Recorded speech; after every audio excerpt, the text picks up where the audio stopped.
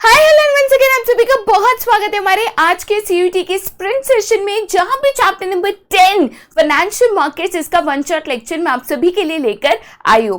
Financial markets की अगर बात करें तो यहाँ पे सीयूईटी एंड सीबीएसई का जो सिलेबस है उसमें थोड़ा सा एक डिफरेंशिएशन आया है। सीबीएसई में हमें इसमें एक टॉपिक जो है that is money market instruments, ये यहाँ पे डिलीट कर दिया गया था, राइट। जबकि यहाँ पे सीयूईटी में ये क्वेश्चन आपको बिल्कुल करना है। साथ ही साथ और एक एडिशनल टॉपिक यहाँ पे ऐड किया गया है, OTCEI and NEC, that is over the counter exchange of India and national stock exchange. तो ये एक एडिशनल टॉपिक है, भले छोटा सा ही टॉपिक है बट ये एक एडिशनल टॉपिक है जो कि आपको इस सेशन में सीयूईटी में बिल्कुल करना है, ठीक है। बाकी भाई वन शॉट लेक्चर है तो सारे के सारे टॉपिक्स 100% यहाँ पे कवर कराए जाएंगे।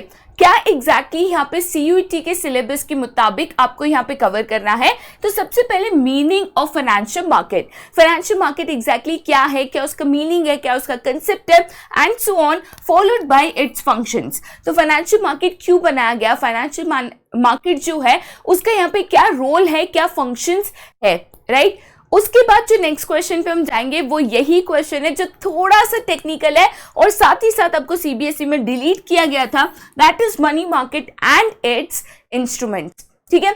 उसके बाद जो नेक्स्ट चीज आप करोगे वो कैपिटल मार्केट के ऊपर है कि कैपिटल मार्केट एग्जैक्टली यहाँ पे क्या होता है, money market and capital market में यहाँ पे क्या डिफरेंशिएशन है, राइट। साथ ही साथ अगर कैपिटल मार्केट की बात करें तो इसका यहाँ पे दो बाइफर्गेशन हो जाता है, primary market and secondary market. तो प्राइमरी मार्केट क्या है, सेकेंडरी मार्केट क्या है, उन दोनों के बीच में यहाँ पे डिफरेंस क्या है या डिस्टिंग्विश क्या है, वो भी आप यहाँ पे कवर करोगे।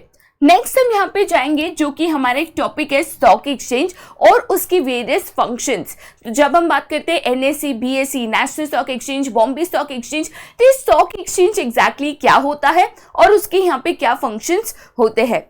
नेक्स्ट हमारा टॉपिक होगा एक ट्रेडिंग प्रोसीजर है तो जाहिर सी बात है सीक्वेंस ऑफ स्टेप्स इंपॉर्टेंट है कि यहाँ पे अगर स्टॉक एक्सचेंज की बात करें तो हम कहते हैं buying and selling of securities, shares को खरीदना, शेयर्स को बेचना, लेकिन ये होता कैसे है, इसका क्या प्रोसेस है और इसको कैसे किया जाता है। नेक्स्ट क्या है, that is a new topic OTCEI and NSE, जिसके बारे में मैं आपको बता रही थी। Last but not the least, a very important topic SEBI और उसके फंक्शंस की अगर बात करें तो तीनों बाइफर्गेशंस को हमें समझना है। प्रोटेक्टिव फंक्शंस क्या है, रेगुलेटरी फंक्शंस क्या है, as well as development functions क्या है, ठीक है। चलिए भाई बिना देरी के चैप्टर की यहाँ पे शुरुआत करते हैं by understanding what exactly do you mean by financial markets. तो फाइनेंशियल मार्केट्स का एग्जैक्ट मतलब क्या है, क्यों होती है फाइनेंशियल मार्केट्स। अब देखिए बेटा, मैं अगर कोई भी मार्केट प्लेस की बात करूं या मार्केट की बात करूं तो यहाँ पे दो इंपॉर्टेंट पार्टीज होती है, एक है बायर एंड दूसरा है सेलर। अब दोनों के बीच में एक्सचेंज होता है, मतलब बाइंग एंड सेलिंग यहाँ पे होता है। बट नॉर्मल मार्केट्स की बात करें तो वहां पे बाइंग एंड सेलिंग होता है बट गुड्स एंड सर्विसेज का। मैं अगर यहाँ पे फाइनेंशियल मार्केट्स की बात करूं तो फाइनेंशियल मार्केट एक ऐसी मार्केट प्लेस है जहां पे बाइंग एंड सेलिंग तो होता है बट किसका, तो फाइनेंशियल सिक्योरिटीज, जैसे शेयर्स है, डिबेंचर्स है, बॉन्ड्स है, कमर्शियल पेपर्स है, एक्सेट्रा। कोई भी ऐसी फाइनेंशियल सिक्योरिटीज जिसमें लोग इन्वेस्टमेंट्स करते हैं, जिनके पास सरप्लस इनकम होता है। सरप्लस इनकम बोले तो क्या, हम मान के चलिए कि आप यहाँ पे कोई काम करते हो, चाहे बिजनेस है, चाहे एम्प्लॉयमेंट है, कुछ भी। हम जब काम करते हैं तो काम करने के लिए हमें जो अर्निंग मिलती है उसको हम कहते हैं हमारी इनकम। अब जाहिर सी बात है, अर्निंग आएगी, इनकम आएगी तो हम अपने जो बेसिक खर्चे होते हैं, जैसे फूड है, क्लोथिंग है, शेल्टर है, बच्चों की पढ़ाई है, हेल्थ एक्सपेंसेस है, जो भी बेसिक एक्सपेंसेस है उसी इनकम से हम निकालते हैं। तो मान के चलिए एक एग्जांपल लेते हैं, लेट अस से कि आपकी यहाँ पे जो इनकम है वो है 1 लाख रुपीस, राइट। और उसके अगेंस्ट जो आपका यहाँ पे बेटा एक्सपेंडिचर है, वो है 70,000 रुपीज। तो आपके पास 1 लाख रुपए आप कमा रहे हो, आपके पास आ रहा है, 70,000 उसमें से खर्च कर रहे हो, राइट। तो उसमें से 30,000 आपके पास बचत हो जाएगी, ये जो पैसे आपके पास बचेंगे इसी को हम कहते हैं सरप्लस। इसी को हम क्या कहते हैं? सरप्लस। कि भाई 30,000 मेरे पास बच गए, 30,000 मेरे पास यहाँ पे एक्स्ट्रा है। अब ये 30,000 रुपीज का आप करोगे क्या? तो जनरली क्या होता है कि 30,000 रुपीज के हमारे पास दो ऑप्शंस होते हैं। एक तो इसको बैंक्स में जाके या पोस्ट ऑफिस में जाके सेव कर दे, और दूसरा हमारे पास ऑप्शन होता है कि इस पैसे को हम यहाँ पे इन्वेस्टमेंट करें। अब दोनों तरीके से, जैसे कि डायग्रामेटिक रिप्रेजेंटेशन में बताया गया है कि मान के चलिए आप एक हाउस होल्ड सेक्टर हो, ठीक है, आपके पास भी सरप्लस इनकम है जो 30,000 रुपीज हमारे एग्जाम्पल में है, राइट। ये सरप्लस इनकम को आपके पास ऑप्शन 1 है कि आप इसको बैंक्स में जाके सेव करो। तो मैं गई, ये 30,000 रुपीज मैंने बैंक में यहाँ पे सेविंग्स अकाउंट में या रिकरिंग अकाउंट में या फिक्स डिपॉजिट अकाउंट में, कोई भी एक टाइप ऑफ अकाउंट में मैंने यहाँ पे 30,000 रुपीज जो है वो सेव कर दिया। अब बैंक से पैसे का क्या करेगी? चलो बैंक हमसे तो लेती है, हमको इंटरेस्ट तो देती है, बट बैंक के पैसे का एग्जैक्टली करती क्या है? तो बैंक्स इन्हीं पैसे को यहाँ पे लोन्स एंड क्रेडिट के तौर पे, बैंक इन्हीं पैसे को यहाँ पे लोन्स एंड क्रेडिट के तौर पे किसको देती हैं? तो बिजनेस फर्म्स, जिनको पैसे की जरूरत। तो हमारे पास सरप्लस है, हम बन गए सेवर्स। हमारे पास सरप्लस है, हम वो पैसा सेव करते हैं बैंक में, इसलिए हम बन गए सेवर्स। बिजनेसेस को पैसे की जरूरत है, उनको पैसा चाहिए, वो बैंक से लेते हैं, तो वो क्या बन गए? वो बन गए बोरोवर्स। तो ये तो बहुत कॉमन ट्रेडिशनल मेथड है जो सालों से, जमानों से यहाँ पे इस्तेमाल होते आ रहा है कि जो भी एक्स्ट्रा मनी है, जो भी सरप्लस इनकम होती है, लोग उसको यहाँ पे बैंक्स में सेव करते हैं। बैंक्स उन्हीं पैसे को यहाँ पे जाके अलग अलग बिजनेस फर्म्स को यहाँ पे लोन्स एंड क्रेडिट के तौर पे देते हैं, जो कि बोरोवर्स है। अब दूसरा तरीका यहाँ पे क्या है कि यही 30,000 रुपीज को आप यहाँ पे इन्वेस्ट करो। क्या करो? तो यही 30,000 रुपीज को आप यहाँ पे इन्वेस्टमेंट करो। तो 30,000 रुपीज आप यहाँ पे फाइनेंशियल मार्केट्स, जहां पे फाइनेंशियल सिक्योरिटीज जैसे कि शेयर्स है, जैसे कि डिबेंचर्स है, म्यूचुअल फंड्स है,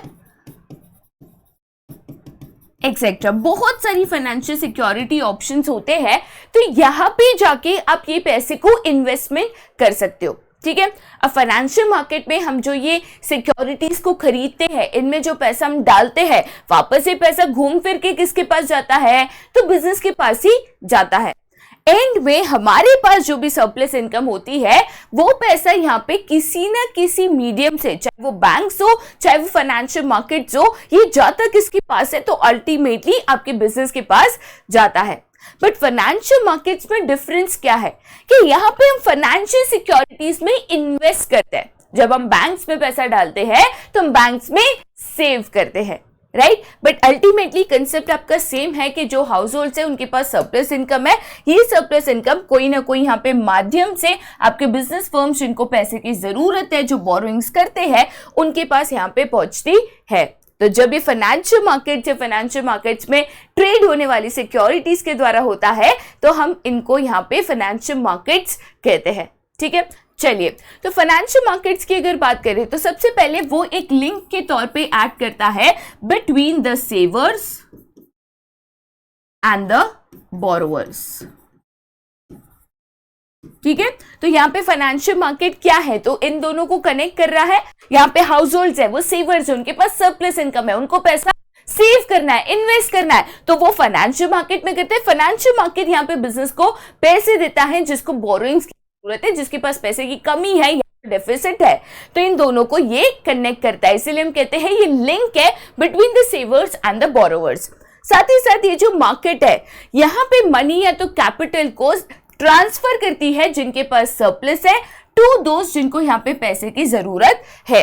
तो यहाँ पे एक पार्टी है, उसके पास जरूरत से ज्यादा पैसा है, जिनको हम कहते हैं सेवर्स, या तो जिनके पास सरप्लस है, that is house hold sector. दूसरी पार्टी है, मतलब बिजनेस या फर्म, जिनको पैसे की जरूरत है, जो कि है बोरोवर्स।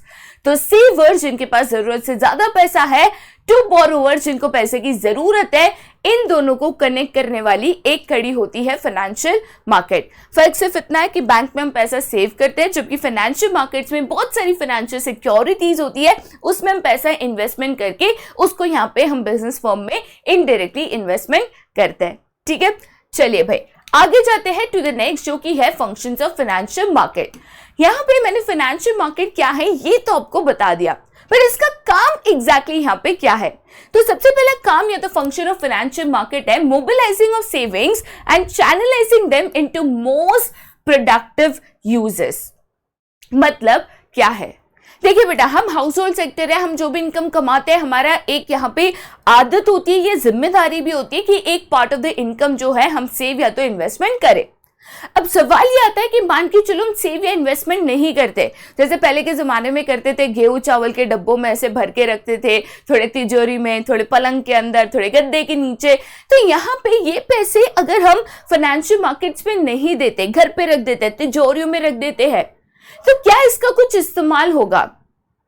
क्या ये पैसे मल्टीप्लाई होंगे? ऐसा है कि 10,000 रुपए रखे हैं, एक साल बाद वो 12,000 हो जाएंगे तिजोरी में? नहीं। तो यहां पे फाइनेंशियल मार्केट्स का काम क्या होता है? सबसे पहले मोबिलाइजिंग मतलब ट्रांसफर। जिनके पास पैसा ज्यादा है, सरप्लस है, उनसे लेकर यहां पे बिजनेसेस तक ट्रांसफर करना, मूवमेंट यहां पे करना। क्यों ये करना? सो दैट ये जो पैसा है घर पे पड़ा तो बेकार पड़ा रहेगा, उसका कुछ इस्तेमाल नहीं होगा। तो उसी पैसे को लेकर बिजनेसेस को देकर इसको यहाँ पे काम में लगाना, ऐसे यूज में लगाना जिससे गुड्स और सर्विसेज प्रोड्यूस हो सके, उससे कंट्री की जीडीपी बढ़ सके, डेवलपमेंट हो सके एंड सो ऑन। ठीक है, नेक्स्ट फंक्शन यहाँ पे क्या है? तो फैसिलिटेट्स प्राइस डिस्कवरी। आज हम पढ़ते हैं न्यूज़पेपर्स में कि ये शेयर की प्राइस बढ़ गई, ये शेयर की प्राइस घट गई, इसका प्राइस ये हो गया। कैसे पता चलता है? मुझे कैसे पता कि आज कौन से शेयर की क्या प्राइस है, आज कौन से डिबेंचर की क्या प्राइस है एंड सो ऑन। तो देखिए बेटा, अगर कोई भी सिक्योरिटीज की प्राइस की बात करो ना, ये प्राइस दो इंपॉर्टेंट फैक्टर्स पे डिपेंड करती है। कौन से दो इंपॉर्टेंट फैक्टर्स? तो that is demand and supply. वापस आप सभी के लिए रिपीट कर दूं, अगर कोई भी सिक्योरिटीज की प्राइसिंग अगर बात करोगे तो इनकी प्राइसिंग दो इंपॉर्टेंट फैक्टर्स पे डिपेंड करती है, डिमांड एंड सप्लाई। राइट? तो कोई भी चीज की डिमांड कितनी है, सप्लाई कितना है, उसके मुताबिक प्राइस उसका डिसाइड होता है। अब ये प्राइस का डिमांड कितना है या कोई सिक्योरिटी का डिमांड कितना है, कोई सिक्योरिटी का सप्लाई कितना है, ये कैसे पता चलेगा? तो ये हमें फाइनेंशियल मार्केट्स के द्वारा पता चलता है। वहां पे different prices of securities mention होते हैं, different prices of securities calculate किए जाते हैं। ठीक है, नेक्स्ट क्या है? तो that is provide liquidity to financial asset. सबसे पहले अगर लिक्विडिटी की बात करें तो लिक्विडिटी का मतलब क्या होता है? कोई भी ऐसी चीज जिसको आप जब चाहो कैश में कन्वर्ट कर सकते हो। रिपीट करती हूँ, लिक्विडिटी का मतलब क्या होता है? तो कोई भी ऐसी चीज जिसको आप जब चाहो कैश में कन्वर्ट कर सकते हो। अब मान के चलिए कोई XYZ कंपनी है, आपने उसके 100 शेयर्स खरीदे, एक शेयर की कीमत थी 100 रुपया, तो आपने 10,000 दिए, उसके 100 शेयर्स खरीदे। अब 6 महीने, 8 महीने, 1 साल बाद आपको पैसे की जरूरत पड़ी, तो आपने सोचा मेरे पास ये शेयर्स पड़े हैं तो क्यों ना मैं इससे पैसे कमा लूं। तभी वो शेयर्स की कीमत 100 से हो गई थी 150 रुपया। तो यहाँ पे फाइनेंशियल मार्केट्स आपको प्रोविजन देती है कि आप उन शेयर जिनमें आपने, या कोई भी financial security for that case जिसमें आपने इन्वेस्टमेंट किया है, आप उसको बेचकर कभी भी कैश में भी कन्वर्ट कर सको। हाँ, ये बहुत बार होता है कि हर बार प्रॉफिट ना हो, कभी कभी 100 रुपए की खरीदी हुई चीज 150 की भी हो सकती है, कभी 80 की भी हो सकती है। तो ये रिस्क जरूर फाइनेंशियल मार्केट में इन्वॉल्व होता है, लेकिन जब भी आप चाहो इन सिक्योरिटीज को जैसे खरीद सकते हो, वैसे ही इनको बेचकर इनको इजीली कैश में भी कन्वर्ट कर सकते हो। ठीक है, नेक्स्ट क्या है? तो that is reduce the cost of transaction. बेटा, reduce the cost of transaction मतलब क्या? तो आज अगर आपको फाइनेंशियल मार्केट या उसकी सिक्योरिटीज में ट्रेड करना है, तो जो बेसिक इंफॉर्मेशन चाहिए होगी, आप कौन से कंपनी के शेयर्स खरीदोगे, कौन से कंपनी में इन्वेस्टमेंट्स करोगे, ये डिसीजन लेने के लिए कुछ बेसिक इंफॉर्मेशन चाहिए। ऐसे तुक्के से तो आप इन्वेस्टमेंट्स करोगे नहीं, खुद का रिसर्च करोगे, समझोगे, पैसे का सवाल है।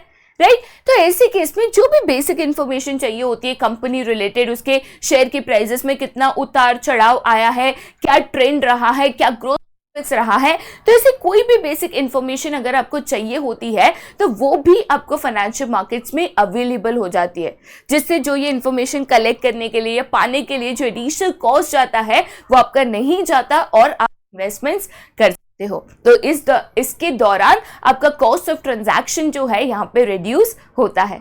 ठीक है, चलिए आगे बढ़ते हैं टू द नेक्स्ट, जो कि है यहाँ पे मनी मार्केट। अब देखिए, सबसे पहले मनी मार्केट समझाने से भी पहले मैं आपको बेसिकली यहाँ पे बता दूं कि यहाँ पे अगर मैं बात करती हूँ फाइनेंशियल मार्केट्स, यहाँ पे अगर मैं बात करती हूँ फाइनेंशियल मार्केट्स की, ठीक है, तो ये जो फाइनेंशियल मार्केट्स है इसको हम दो ब्रॉड कैटेगरीज में डिवाइड कर सकते हैं, मतलब दो ब्रॉड टाइप्स में हम इसको डिवाइड कर सकते हैं। सबसे पहले यहाँ पे आता है आपका first type, that is your money market. सबसे पहले आपका फर्स्ट टाइप आता है that is your money market, right.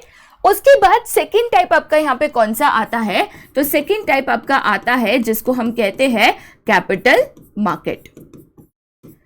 ठीक है, तो मेनली यहाँ पे दो टाइप्स ऑफ मार्केट्स होती है, money market and capital market. Capital market का भी दो यहाँ पे कैटेगरीज है, या तो दो यहाँ पे सब डिविजन्स है आप कह सकते हो। एक है आपका यहाँ पे प्राइमरी मार्केट एंड दूसरा है आपका यहाँ पे सेकेंडरी मार्केट। बट बेटा देखो, यहाँ पे मनी मार्केट क्या है, प्राइमरी मार्केट क्या है, कैपिटल मार्केट क्या है, सेकेंडरी मार्केट क्या है, ये ही तो आपको समझना है। तो मनी मार्केट एक टाइप ऑफ फाइनेंशियल मार्केट है। मनी मार्केट एक टाइप ऑफ फाइनेंशियल मार्केट है जहां पे ऐसी सिक्योरिटीज ट्रेड होती है, थोड़ा गौर से सुनना, जहां पे ऐसी सिक्योरिटीज ट्रेड होती है जिसका यहाँ पे मैक्सिमम टर्म पीरियड 1 ईयर हो। तो अगर कोई भी कंपनी है, कोई भी इंस्टीट्यूट है जिसको यहाँ पे पैसे की जरूरत है, जिसको फंड्स रेज करने हैं बट 1 साल से कम समय के लिए, मतलब मुझे 6 महीने के लिए पैसे चाहिए, 3 महीने के लिए पैसे चाहिए, 2 हफ्ते के लिए पैसे चाहिए, 8 महीने के लिए पैसे चाहिए, 1 साल से कम समय के लिए अगर पैसा चाहिए तो आप कहां पे जाओगे, मनी मार्केट में जाओगे, राइट। हम सभी को पता है कि अगर फिक्स कैपिटल की बात करें तो फिक्स कैपिटल में लॉन्ग टर्म इन्वेस्टमेंट्स होते हैं, क्योंकि खूब सारा यहाँ पे इन्वेस्टमेंट इन्वॉल्व होता है। लास्ट ही चैप्टर में मैंने आपको पढ़ाया। मनी मार्केट बिकॉज आपको मैक्सिमम 1 साल के लिए पैसा लाकर देती है, मनी मार्केट से लाया हुआ जो भी फंड्स है, जो भी फाइनेंस है, उसको ज्यादातर वर्किंग कैपिटल रिक्वायरमेंट्स के लिए यहाँ पे इस्तेमाल किया जाता है, राइट। बट मनी मार्केट क्या है, तो मनी मार्केट एक ऐसी टाइप ऑफ फाइनेंशियल मार्केट है जहां पे जो शॉर्ट टर्म सिक्योरिटीज है, मैक्सिमम जिसका टर्म पीरियड या time period up to 1 year है, उसको यहाँ पे हम ट्रेड करते हैं, या मनी मार्केट से हम शॉर्ट टर्म फाइनेंस का मैक्सिमम टर्म पीरियड 1 ईयर उसको यहाँ पे रेज करते हैं। ठीक है, अब सवाल आता है कैसे। चलो ठीक है, मैंने ये तो बता दिया कि 1 साल या उससे कम समय के लिए अगर आपको पैसे की जरूरत है तो आप मनी मार्केट से रेज कर सकते हो, बहुत बढ़िया। बट कैसे रेज कर सकते हो, आप घर घर जाके नॉक नॉक करके मांगोगे? नहीं। तो कुछ इसके ऐसी सिक्योरिटीज है जिसको आप इंस्ट्रूमेंट्स भी कहते हो, कुछ ऐसी सिक्योरिटीज है, इंस्ट्रूमेंट्स होती है जो पब्लिक को ऑफर करके उनसे यहाँ पे पैसे लिए जाते हैं। कौन सी है वो सिक्योरिटीज, तो वही हमें आगे यहाँ पे पढ़ना है, that is instruments of money market. सबसे पहले इंस्ट्रूमेंट ऑफ मनी मार्केट यहाँ पे क्या है, तो ये है आपका ट्रेजरी बिल। ट्रेजरी बिल को यहाँ पे टी बिल भी कहा जा सकता है, और उसका और एक नाम है that is zero coupon bond. सबसे पहले आपको ये याद रखना है, एग्जाम में ऑब्जेक्टिव के तौर पे आ सकता है कि treasury bills are also known as dash, तो जीरो कूपन बॉन्ड्स या तो टी बिल्स आप यहाँ पे लिख सकते हो। ठीक है, तो मैं बेटा अगर यहाँ पे ट्रेजरी बिल्स की बात करती हूँ तो ट्रेजरी बिल्स बेसिकली है क्या, ट्रेजरी बिल बिकॉज एक मनी मार्केट इंस्ट्रूमेंट है तो जाहिर सी बात है यहां से आप शॉर्ट टर्म फंड्स ही मार्केट से बोरो कर सकते हो for a maximum period of 1 year. तो ट्रेजरी बिल एक ऐसा इंस्ट्रूमेंट है जिससे आपके गवर्नमेंट ऑफ इंडिया, कौन, कोई भी कंपनी, कोई भी financial institute, public limited company नहीं, बट ट्रेजरी बिल कौन इस्तेमाल करता है मेरे दोस्त? तो ट्रेजरी बिल यहां पे आपकी गवर्नमेंट ऑफ इंडिया इस्तेमाल करती है जब भी उनको फंड्स या फाइनेंसेस की जरूरत है for a maximum period of 1 year. तो government of India treasury bill को इस्तेमाल करती है लोगों से फंड्स यहां पे इकट्ठा करने के लिए। सबसे पहले तो आपको ये याद रखना है, ठीक है। दूसरी इंपॉर्टेंट चीज, अब यहां पे जो ट्रेजरी बिल है, कौन यहां पे ट्रेजरी बिल से पैसा रेज कर रहा है? तो government of India, right. But because आपकी गवर्नमेंट ऑफ इंडिया, या तो इसको सेंट्रल गवर्नमेंट भी कह सकते हो, बिकॉज आपकी सेंट्रल गवर्नमेंट या तो गवर्नमेंट ऑफ इंडिया, उनके पास यहाँ पे इनफ टाइम नहीं है कि ट्रेजरी बिल्स को इशू करके पब्लिक से पैसा यहाँ पे इकट्ठा करे, तो उन्होंने ये काम किसको सौंपा है? तो सौंपा है आपके रिजर्व बैंक ऑफ इंडिया, या तो जिसको यहाँ पे सेंट्रल बैंक भी कहते हैं, ठीक है। रिपीट कर दूं, सबसे पहले ट्रेजरी बिल क्या है? तो ट्रेजरी बिल एक ऐसा मनी मार्केट इंस्ट्रूमेंट है जिससे गवर्नमेंट ऑफ इंडिया मार्केट से शॉर्ट टर्म बोरोइंग्स करती है, जिसका मैक्सिमम पीरियड 1 ईयर है। दूसरा, ट्रेजरी बिल के और 2 नाम हैं, उसको टी बिल भी कहा जा सकता है, जीरो कूपन बॉन्ड भी कहा जा सकता है। बिकॉज गवर्नमेंट यहाँ पे काफी ऑक्यूपाइड होती है कंट्री के कामों में, तो यहाँ पे गवर्नमेंट ये जिम्मेदारी की टी बिल्स इशू करो, लोगों से पैसा लो, जिम्मेदारी किसको सौंपती है? तो आपकी central bank, reserve bank of India, ठीक है। चलिए आगे जाते हैं। ट्रेजरी बिल्स एक तरीके का एक प्रॉमिसरी नोट है, जहां पे गवर्नमेंट ऑफ इंडिया जो पब्लिक से पैसा बोरो कर रही है उनको प्रॉमिस करती है कि भाई ये मान के चलो हमने 365 डेज के लिए आपसे पैसा लिया है, 365 डेज के बाद हम आपको इतना पैसा जो है आपका हम आपको लौटा देंगे। इस तरीके से ये एक प्रॉमिसरी नोट यहाँ पे बनती है। साथ ही साथ अगर ट्रेजरी बिल की बात करूं तो ये हाईली लिक्विड है एंड साथ ही साथ इनकी अश्योर्ड यील्ड है। देखो बेटा, अगर सबसे सेफेस्ट मनी मार्केट इंस्ट्रूमेंट की अगर बात करोगे ना, तो इसमें सबसे पहला नाम आता है ट्रेजरी बिल। क्यों सबसे पहला नाम आता है ट्रेजरी बिल? क्योंकि इससे पैसा कोई कंपनी नहीं रेस कर रही है, बल्कि गवर्नमेंट ऑफ इंडिया रेस कर रही है। तो इसका जो रिस्क ऑफ डिफॉल्ट है कि भाई मेरा पैसा नहीं लौटा है, तो मेरा पैसा डूबा, तो इसके चांसेस सबसे कम होता है। तो आप ट्रेजरी बिल में बिंदास कभी भी इन्वेस्टमेंट कर सकते हो। ये सबसे कम रिस्क वाला मनी मार्केट इंस्ट्रूमेंट है, ठीक है। साथ ही साथ अगर मैं ट्रेजरी बिल की बात करूं तो they are issued at a price lower than the face value. मतलब क्या है? मान के चलो ये मेरा ट्रेजरी बिल है। अब एक बिल जो है मिनिमम होता है 25,000 का, ठीक है। तो ये ट्रेजरी बिल है, एक टी बिल है जो कितने का है? 25,000 का है। तो जब हम ये टी बिल को खरीदते हैं ना, मतलब जब हम टी बिल को लेते हैं तो हमें पूरा 25,000 नहीं देना होता है। मान के चलिए कि सामने वाले ने कहा कि आप जो है इसके 21,000 पे करिए, आप जो है आज इसके 21,000 पे करिए। टर्म पीरियड कितना है? तो 365 डेज, राइट। तो आफ्टर 365 डेज आपको जो है 25,000 रिटर्न मिलेगा। तो मैंने 21,000 में ये ट्रेजरी बिल लिया, मुझे 365 डेज, एक साल के बाद 25,000 मिलेगा। तो ये जो 4,000 है ये मेरा क्या हो गया? रिटर्न्स हो गया, राइट। तो जो भी बिल की फेस वैल्यू होती है, 25,000 का है, 50,000 का है, जो भी उसकी फेस वैल्यू होती है उससे पैसे देकर आपको बिल को लेना है। टर्म पीरियड खत्म होते ही बिल वापस देके जो भी उसकी फेस वैल्यू है उतना पैसा आपको रिटर्न मिलेगा। तो ये जो डिफरेंस है ये एक तरीके से यहाँ पे आपके रिटर्न्स के तौर पे एक्ट होता है। तो जो भी प्राइस है उससे कम से आपको मिलेगा या उसके कम प्राइस पे आपको मिलेगा, बट जब रीपे किया जाएगा तो जो भी उसका एक्चुअल प्राइस है वो पैसे आपको रिटर्न दिए जाएंगे, ठीक है। मोस्ट इंपॉर्टेंट चीज यहां पे याद रखना कि ट्रेजरी बिल्स जो है उसका मिनिमम अमाउंट 25,000 होता है और वो 25,000 के मल्टीप्लिकेशंस में ही आपको यहां पे मिलता है, ठीक है। तो 25,000 मिनिमम है, तो उसके बाद सेकंड आएगा आपका 25,000, थर्ड आएगा 75,000, फोर्थ आएगा 1 lakh rupees and so on, ठीक है। तो यहाँ पे 25,000 और उसके मल्टीप्लिकेशंस में ही ये ट्रेजरी बिल्स जो है अवेलेबल होते हैं, ठीक है। तो मोस्ट इंपोर्टेंट चीज है क्या याद रखनी है? ट्रेजरी बिल के 2 नाम, T bill, zero coupon bond. कौन इश्यू करता है? Government of India.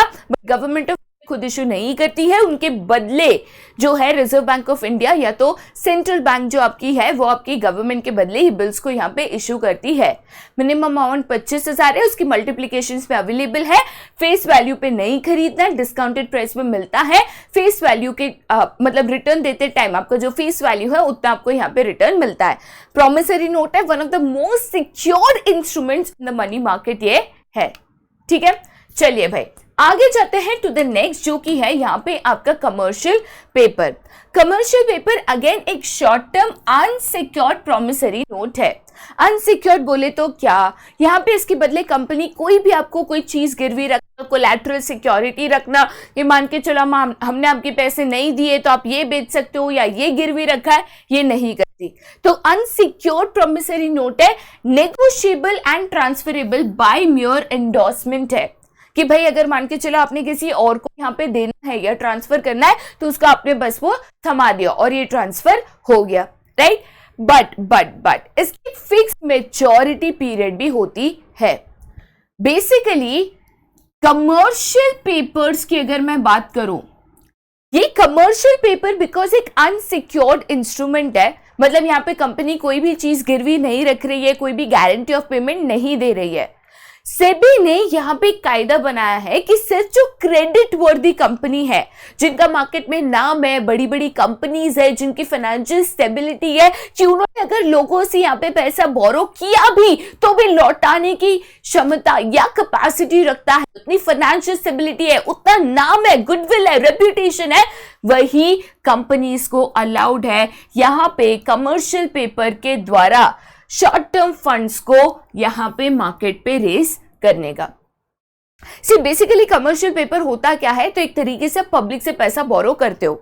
मैं पब्लिक को कहती हूँ कि देखो आप ये कमर्शियल पेपर को मेरे से आज लो, इतने दिन बाद मैं आपको इतना पैसा लौटा दूंगी। मतलब सेम टी-बिल वाला कंसेप्ट यहाँ पे अपनाया जाता है कि इसका आप एक मैच्योरिटी पीरियड भी अगर देखोगे तो 15 days to 1 year है।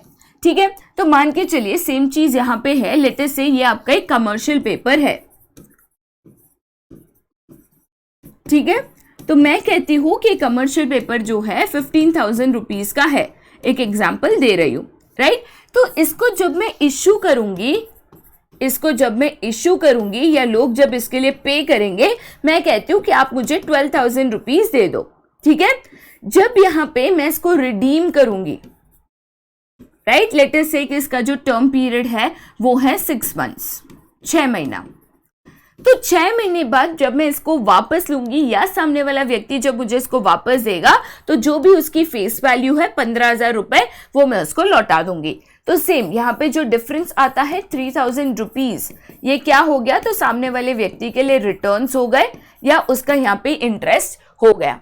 अब कमर्शियल पेपर्स को कंपनीज क्यों इस्तेमाल करती है, क्योंकि कमर्शियल पेपर से जो आप फंड्स इकट्ठा करते हो उसके ऊपर जो भी आप रिटर्न्स पे कर रहे हो या in the form of interest पे कर रहे हो, वो बैंक इंटरेस्ट या फाइनेंशियल इंस्टीट्यूट जो है उनसे आप अगर आप बोरो करते हो तो उससे कई गुना कम होता है। तो कंपनी सोचती है कि कम इंटरेस्ट पे अगर मार्केट से पैसा कमर्शियल पेपर्स के द्वारा मिल रहा है तो क्यों ना मार्केट से पैसा यहाँ पे रेस करे। लोगों का रिस्क भी इसमें इन्वॉल्व होता है, जाहिर सी बात है। तो आप पूछोगे मैम फिर लोग क्यों इन्वेस्ट करते हैं, बिकॉज लोगों को जो यहाँ पे रिटर्न्स मिल रहा है, जो रेट ऑफ इंटरेस्ट मिल रहा है वो बैंक से फाइनेंशियल इंस्टीट्यूट देती है उससे ज्यादा है, तो बेनिफिट का दोनों का है, right. But commercial papers because unsecured है, इसमें रिस्क इन्वॉल्व होता है, इसीलिए सेबी ने यहाँ पे सिर्फ क्रेडिट वर्दिनेस या ऐसी कंपनी जिसका गुडविल है उसी को कमर्शियल पेपर्स के द्वारा यहाँ पे बोरो करने की परमिशन दी है। ठीक है, यहाँ पे क्या है, तो that is your call money. अब बेटा देखो, मैं कॉल मनी की बात करूं तो सबसे पहले कॉल मनी ये नाम कहां से पड़ा। कॉल मनी इसको इसीलिए कहा जाता है, ये कॉल मनी इसका नाम इसीलिए है क्योंकि इसकी कोई भी फिक्स मैच्योरिटी पीरियड नहीं है। हाँ, लेस देन 1 year ही होगा, रादर 1 year से भी बहुत कम इसका टर्म पीरियड होता है, बट मनी मार्केट इंस्ट्रूमेंट है तो 1 year तो क्रॉस कर ही नहीं सकता। बट इसको कॉल मनी क्यों कहते हैं, क्योंकि इसका कंसेप्ट इस तरीके से है कि सामने वाले ने आपको पैसा दे दिया, अब पैसा रिटर्न कब करें तो कोई फिक्स टर्म पीरियड नहीं है, वो जब भी आपको कॉल करके बोलेगा कि भाई मेरा पैसा दे दो, या जब भी आपसे मांगेगा, डिमांड करेगा अपना पैसा वापस, आपको ये पैसा वापस देना है, इसीलिए इसको कॉल मनी कहा जाता ठीक है। कॉल मनी एग्जैक्टली यहाँ पे क्या है, again short term finance instrument है क्योंकि लेस देन 1 ईयर है, जो रीपेबल ऑन डिमांड है। सामने वाले ने बोला मेरा पैसा वापस दे दे, तो आपको तब उसका पैसा वापस देना है। मजे की बात यह है कि इसका maturity period as low as 1 day to 15 days होता है, 1 महीना भी नहीं। 1 दिन, 2 दिन, 4 दिन, 6 दिन, 1 हफ्ता, 10 दिन, 12 दिन, 1 डे to 15 डेज तक के लिए अगर आपको पैसे की जरूरत है तो यहां पे कॉल मनी का इस्तेमाल किया जाता है। बट कॉल मनी जो है यहाँ पे कंपनीज या हम जो ट्रेडिंग करते हैं उसके लिए इस्तेमाल नहीं होता है। यहाँ पे कॉल मनी में यहाँ पे लेंडर है एंड बोरोवर है, मतलब पैसा देने वाला और पैसा लेने वाला दोनों यहाँ बैंक्स है, इसीलिए इसको इंटर बैंक ट्रांजैक्शन कहा जाता है। जनरली होता क्या है, मैं आपको एक तरीके से यहाँ पे बेसिक समझा दूं। मान के चलिए 2 बैंक्स है, मैं कह रही हूं bank A and bank B, ठीक है। बैंक ए को यहाँ पे पैसे की जरूरत है, बैंक ए जो है यहाँ पे उसको पैसे की जरूरत है, कितना, तो लेट अस अज्यूम 50,000 रुपीज। तो वो यहाँ पे बैंक बी को कांटेक्ट करता है और कहता है कि देखिए मुझे 4 दिन के लिए 50,000 रुपए की जरूरत है, क्या आपके पास अवेलेबल है? बैंक बी कहता है हाँ भाई मेरे पास अवेलेबल है, और 4 दिन के लिए वो बैंक ए को यहाँ पे पैसे दे देता है। 4 दिन हो गए, उसने पैसा मांगा नहीं, 5 दिन, 6 दिन हो गए, 6 डे पे बैंक बी उसको कॉल करता है कि देखो मुझे मेरे 50,000 की जरूरत है, वापस दे दो, तो बैंक ए को उसको वापस देना है। बट यहाँ पे जो भी लेंडर है, पैसा देने वाला, जो भी बोरोवर है, पैसा लेने वाला, ये दोनों यहाँ पे बैंक्स है, इसीलिए इसको इंटर बैंक ट्रांजैक्शन भी कहा जाता है। कॉल मनी की अगर बात करें तो ये एक ऐसा मेथड है जिससे बैंक्स बोरो करती है from each other. Main purpose क्या है, सो दैट बैंक जो है अपना CRR that is cash reserve ratio यहाँ पे मेंटेन कर सके। कैश रिजर्व रेशियो एग्जैक्टली क्या है, तो बैंक्स के पास जो भी टोटल डिपॉजिट्स होती है उन डिपॉजिट्स में से परसेंटेज उनको साइड में रखना होता है। ये परसेंटेज कौन बताता है, RBI बताता है, और उतना पैसा साइड में रखना उनके लिए मैंडेटरी कंपलसरी है। तो कभी ऐसे हो गया कि ज्यादा लोन दे दिया, ज्यादा बोरोइंग्स के रिक्वायरमेंट आ गई, तो वो जो मिनिमम बैलेंस आपको साइड में रखना है उतना पैसा आपके पास नहीं है, तो वो पूरा करने के लिए जनरली बैंक जो है इंटर बैंक ट्रांजैक्शन या तो कॉल मनी का यहाँ पे इस्तेमाल करती है, ठीक है। तो बैंक्स का मेन पर्पस क्या होता है यहाँ पे बोरो करने का, तो अपना CRR that is cash reserve maintain करना। इसके ऊपर जो भी इंटरेस्ट पे होता है, जाहिर सी बात है सामने वाली बैंक आपको पैसा दे रही है तो एवे तो नहीं देगी, तो इसके ऊपर ब्याज लेगी, इंटरेस्ट लेगी, भले 1 दिन, 2 दिन, 3 दिन के लिए दिया तो 3 दिन का ब्याज लेगी। इसके ऊपर जो भी आप इंटरेस्ट पे करते हो उसका एक स्पेशल नाम है जिसको हम क्या कहते हैं, जिसको हम यहाँ पे कॉल रेट कहते हैं। याद रखना ये कॉल रेट या इंटरेस्ट रेट हाईली वोलेटाइल है। हाईली वोलेटाइल का मतलब क्या है, ये are to are, day to day change होते रहते हैं। ऐसा नहीं है कि एक बार 6% है तो 2-4 महीने तक 6% नहीं। कॉल मनी के ऊपर जो भी इंटरेस्ट चार्ज होता है वो बार बार लगातार आर टू आर भी, हर घंटे भी यहाँ पे चेंज हो सकता है। साथ ही साथ यहाँ पे जो कॉल रेट है एंड बाकी जो short term instruments in the money market है, जैसे टी बिल है, कमर्शियल पेपर्स है, कमर्शियल बिल्स है, इन दोनों के बीच में इनवर्स रिलेशनशिप है। अगर मान के चलिए कि कॉल रेट ज्यादा है, राइट, तो टी बिल्स, कमर्शियल पेपर्स के ऊपर जो रेट ऑफ इंटरेस्ट होगा वो कम होगा। अगर टी बिल्स, कमर्शियल पेपर्स के ऊपर रेट ऑफ इंटरेस्ट ज्यादा है तो कॉल रेट के ऊपर कम होगा, ठीक है। चलिए भाई आगे जाते हैं टू द नेक्स्ट, जो कि है CDs, या तो इसको हम कहते हैं certificate of deposit. Certificate of deposit यहाँ पे क्या है, again unsecured negotiable short term instrument है, ठीक है। अनसिक्योर्ड नेगोशिएबल शॉर्ट टर्म या बेयरर फॉर्म इंस्ट्रूमेंट यहाँ पे ये होता है सर्टिफिकेट ऑफ डिपॉजिट, ठीक है। देखिए बेटा, सबसे पहले अगर मैं कहूं तो बेयरर इंस्ट्रूमेंट क्या होता है, देखिए बेयरर इंस्ट्रूमेंट वो होता है जिसके ऊपर किसी का भी नाम स्पेसिफाइड नहीं है। तो सर्टिफिकेट ऑफ डिपॉजिट पे जो भी डिपॉजिटर है, जो भी पैसा दे रहा है, उसका उसके ऊपर नाम स्पेसिफाइड नहीं होता है, इसीलिए वो फ्रीली ट्रांसफरेबल भी है। मतलब मेरे को किसी और को देना है, मैंने सर्टिफिकेट दे दिया, वो ट्रांसफर हो गया, ठीक है।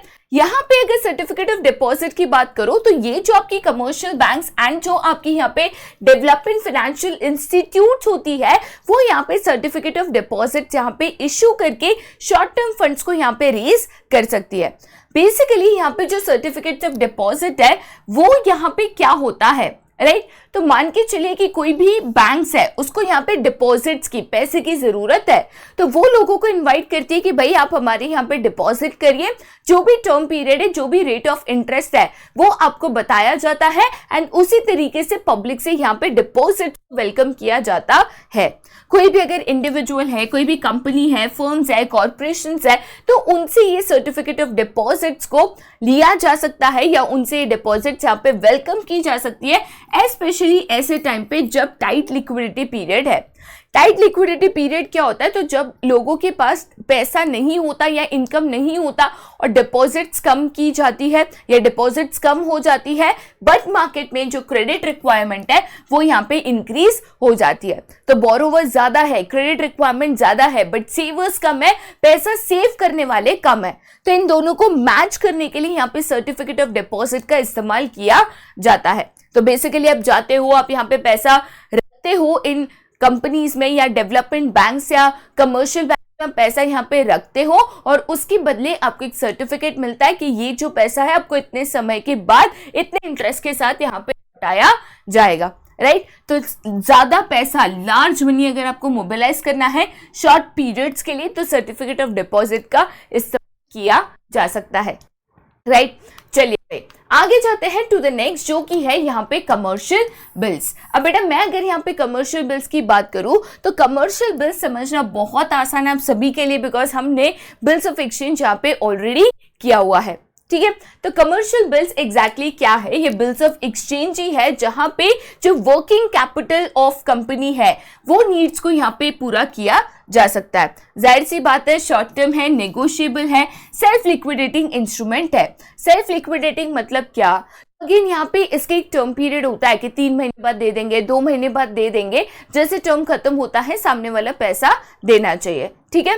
तो यहाँ पे अगर मैं बात करूं credit sales of a firm की, तो मान के चलिए कि बाइंग एंड सेलिंग यहाँ पे हो रहा है ऑन क्रेडिट बेसिस, राइट मतलब मान के चलिए आपका कोई सप्लायर ऑफ रॉ मटेरियल है, उससे आपने 1 लाख का यहाँ पे रॉ मटेरियल खरीदा और उसको बोला कि देखो अभी तो मेरा प्रोडक्शन शुरू होगा, जैसे प्रोडक्शन चालू हो जाएगा थोड़ा करके मैं आपको पैसा दे दूंगा। तो इस केस में इसको हम कहते हैं क्रेडिट बाइंग, सामने वाले के लिए हो गया क्रेडिट सेल्स, उधारी पे चीज लेना या उधारी पे चीज देना।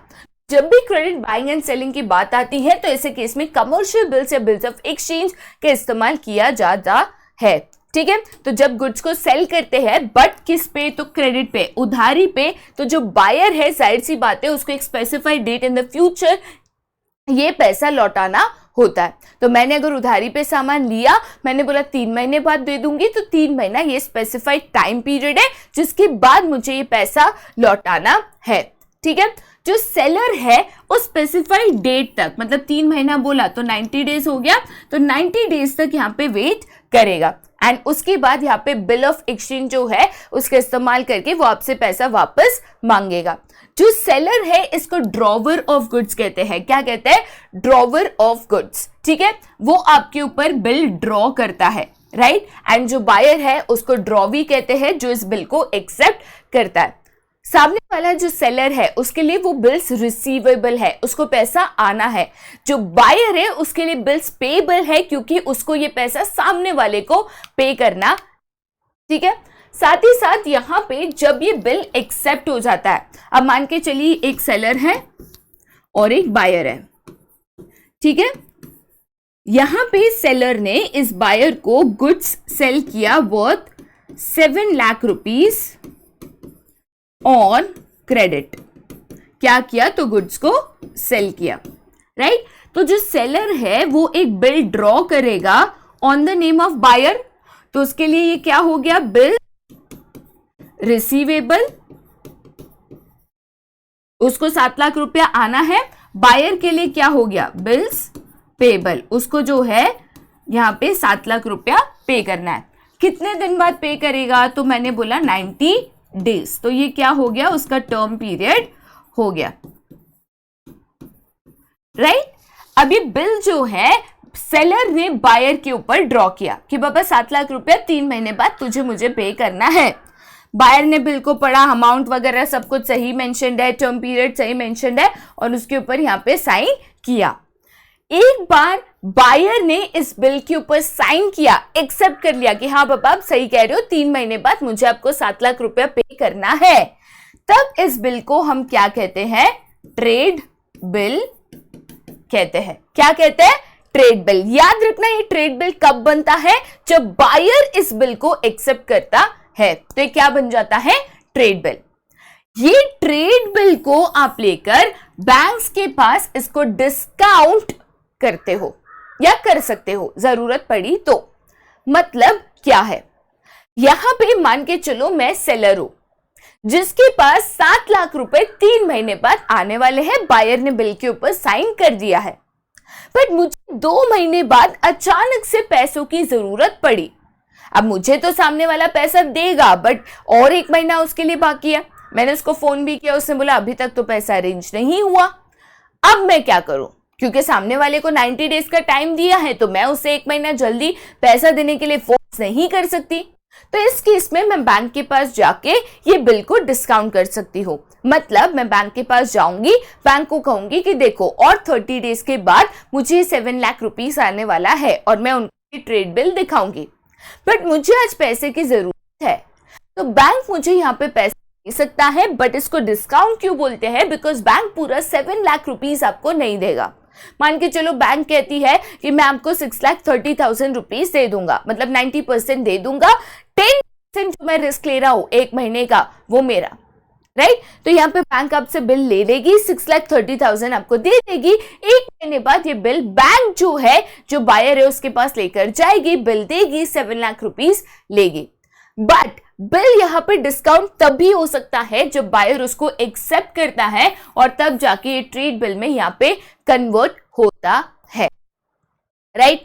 Also when a trade bill is accepted by a commercial bank, अगर बैंक आपको ये बिल के बदले पैसा देती है तो इसको हम फिर क्या कहते हैं? इसको कमर्शियल बिल कहते हैं। ठीक है, तो कमर्शियल बिल क्या है? सेम बिल्स, रिसीवेबल बिल्स है। जब यहाँ पे जो भी सेलर है अगर उसको पैसे की जरूरत है, वो बैंक के पास जाके इसको डिस्काउंट करता है, बैंक बिल एक्सेप्ट करके उसको पैसा देती है, तो ये कमर्शियल बिल यहाँ पे बन जाता है। ठीक है, चलिए भाई आगे जाते हैं to the next type of market, जो कि है यहाँ पे आपका कैपिटल मार्केट। मैं उम्मीद करती हूँ कि मनी मार्केट इंस्ट्रूमेंट्स आपको समझ में आ गए होंगे। थोड़ा सा टेक्निकल डेटा है जो आपको यहाँ पे याद रखना है, जैसे आपको यहाँ कौन सा मार्केट इंस्ट्रूमेंट है, कौन सा इंटरबैंक इंस्ट्रूमेंट है, टी बिल कौन इश्यू करता है, टी बिल का मिनिमम अमाउंट क्या है। तो ये बेसिक चीजें हैं जो आपको यहाँ पे जरूर याद रखनी है, राइट? चलिए भाई सेकेंड टाइप ऑफ मार्केट पे जाते हैं, जो कि है कैपिटल मार्केट। अब मैंने ये तो कह दिया कि 1 साल के लिए अगर पैसे की जरूरत है for a maximum term of 1 year, तो आप मनी मार्केट के पास जा सकते हो। बट मुझे अगर 1 साल से ज्यादा, 2 साल, 5 साल, 10 साल के लिए पैसे की जरूरत है, फिर मैं कहां पे जाऊं? तो इसीलिए सेकेंड ऑप्शन आपके पास यहां पे है, दैट इज कैपिटल मार्केट। अगर आपको यहाँ पे मान के चलिए मीडियम टर्म या लॉन्ग टर्म के लिए फंड्स की जरूरत है, तो आप कैपिटल मार्केट और उसके इंस्ट्रूमेंट्स के द्वारा यहाँ पे ये पैसा जो है इकट्ठा कर सकते हो, रेस यहाँ पे फंड्स को कर सकते हो। ठीक है, कैपिटल मार्केट की अगर बात करें तो मैं आपको ऑलरेडी बता चुकी हूं कि कैपिटल मार्केट के 2 बाइफर्गेशंस है, primary market and secondary market. सबसे पहले प्राइमरी मार्केट क्या है, सेकेंडरी मार्केट क्या है, ये मैं आपको समझा दूं, ज्यादा इन डिटेल ये डिस्टिंग्विश से भी आप समझ जाओगे। ठीक है, प्राइमरी मार्केट उसका दूसरा नाम है new issues market. Primary market को न्यू इश्यूज मार्केट क्यों कहा जाता है? क्योंकि प्राइमरी मार्केट एक ऐसी मार्केट है, रिपीट कर रही हूं, प्राइमरी मार्केट एक ऐसी मार्केट है जहां पे companies for the first time यहां पे ट्रेड करती है, राइट? अगर मैं आपको यहाँ पे नोट डाउन करके बता दूं तो सबसे पहले अगर हम यहाँ पे बेटा प्राइमरी मार्केट की बात करें, राइट, तो प्राइमरी मार्केट का दूसरा नाम क्या है? तो हम यहाँ पे प्राइमरी मार्केट को कहते हैं, primary market is also known as new issues market. ठीक है, दूसरी इंपॉर्टेंट चीज, here the company issues securities for the first time in the market। तो यहां पे जो भी ट्रांजैक्शन होता है वो होता है बिटवीन कंपनी एंड इन्वेस्टर। ठीक है, तो जो भी ट्रांजैक्शन होता है वो कंपनी और इन्वेस्टर के बीच में होता है। अगर यहाँ पे कंपनी को फंड्स की जरूरत है, कंपनीज यहाँ पे अगर यहाँ पे सिक्योरिटीज को आप कह सकते हो मार्केट में इश्यू कर रही है, जैसे कंपनीज यहाँ पे शेयर्स इश्यू कर रही हो या डिबेंचर्स बॉन्ड्स इश्यू कर रही हो या डिबेंचर्स इश्यू कर रही हो, ये सिक्योरिटीज कंपनी अगर मार्केट में for the first time issue करके पैसा रेज कर रही है या पैसा इकट्ठा कर रही है, इसको हम क्या कहते हैं? प्राइमरी मार्केट कहते हैं। अब वैसे ही अगर मैं यहाँ पे बात करती हूं सेकंड इसका बाइफर्गेशन, जो कि है आपका सेकेंडरी मार्केट। ठीक है, तो मान के चलिए कि कंपनी यहाँ पे शेयर्स और सिक्योरिटीज को यहाँ पे इश्यू करा, मैंने इस कंपनी के 10,000 शेयर्स को खरीदा। अभी 10,000 शेयर्स में से 2,000 शेयर्स को मुझे बेचकर कैश में कन्वर्ट करना है। तो इस केस में आप यहाँ पे कहां जाओगे? सेकेंडरी मार्केट में जाओगे। पहली चीज जो आपको याद रखनी है, secondary market is also known as stock market. ठीक है, it is a market for resale of securities and यहां पे जो भी ट्रांजैक्शन होता है वो होता है between an investor to investor.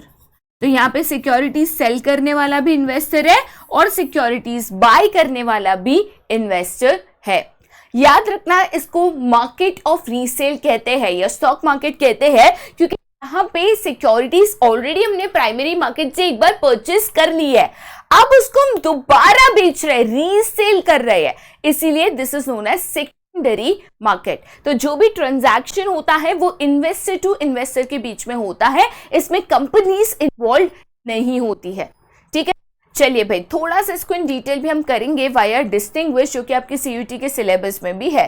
ठीक है, सबसे पहले यहाँ पे अगर हम डिस्टिंग्विश की बात करें तो पहली चीज जो हम यहाँ पे समझेंगे वो है कि आपका जो प्राइमरी मार्केट है, ठीक है, इसमें कौन सी टाइप ऑफ सिक्योरिटीज या कौन सी सिक्योरिटीज ट्रेड की जाती है। तो जो भी न्यू सिक्योरिटीज है जो companies for the first time in the market यहाँ पे इशू कर रही है, वो सिक्योरिटीज आपके प्राइमरी मार्केट में ट्रेड की जाती है। जबकि अगर मैं सेकेंडरी मार्केट की बात करूं तो सेकेंडरी मार्केट में जो भी एग्जिस्टिंग या सेकेंड हैंड सिक्योरिटीज है जो ऑलरेडी कोई एक बार खरीद चुका है, उनको यहाँ पे ट्रेड किया जाता है। इशूड बाय की अगर बात करूं कौन इसको इशू करता है, तो यहाँ पे प्राइमरी मार्केट में जो भी सिक्योरिटीज है वो डायरेक्टली कंपनीज यहाँ पे इन्वेस्टर्स को इशू करती है, जबकि सेकेंडरी मार्केट में जो भी ट्रेड होता है वो बिटवीन टू इन्वेस्टर्स होता है, इसमें कोई भी कंपनी इन्वॉल्व नहीं होती।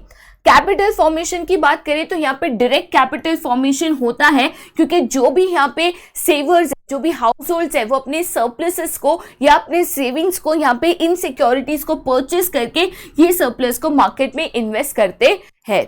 अगर हम सेकेंडरी मार्केट की बात करें तो ये डायरेक्टली तो नहीं कंट्रीब्यूट करता, बट इनडायरेक्टली कैपिटल फॉर्मेशन में कंट्रीब्यूट करता है, क्योंकि यहाँ पे जो फंड्स है वो बिटवीन सरप्लस यूनिट्स ही एक्सचेंज हो रहे हैं। तो दोनों इन्वेस्टर हाउस होल्ड्स है, तो दोनों हाउस होल्ड्स के बीच में ही यहाँ पे एक्सचेंज हो रहा है, तो दोनों यहाँ पे सेवर्स है, दोनों यहाँ पे सरप्लस यूनिट्स है।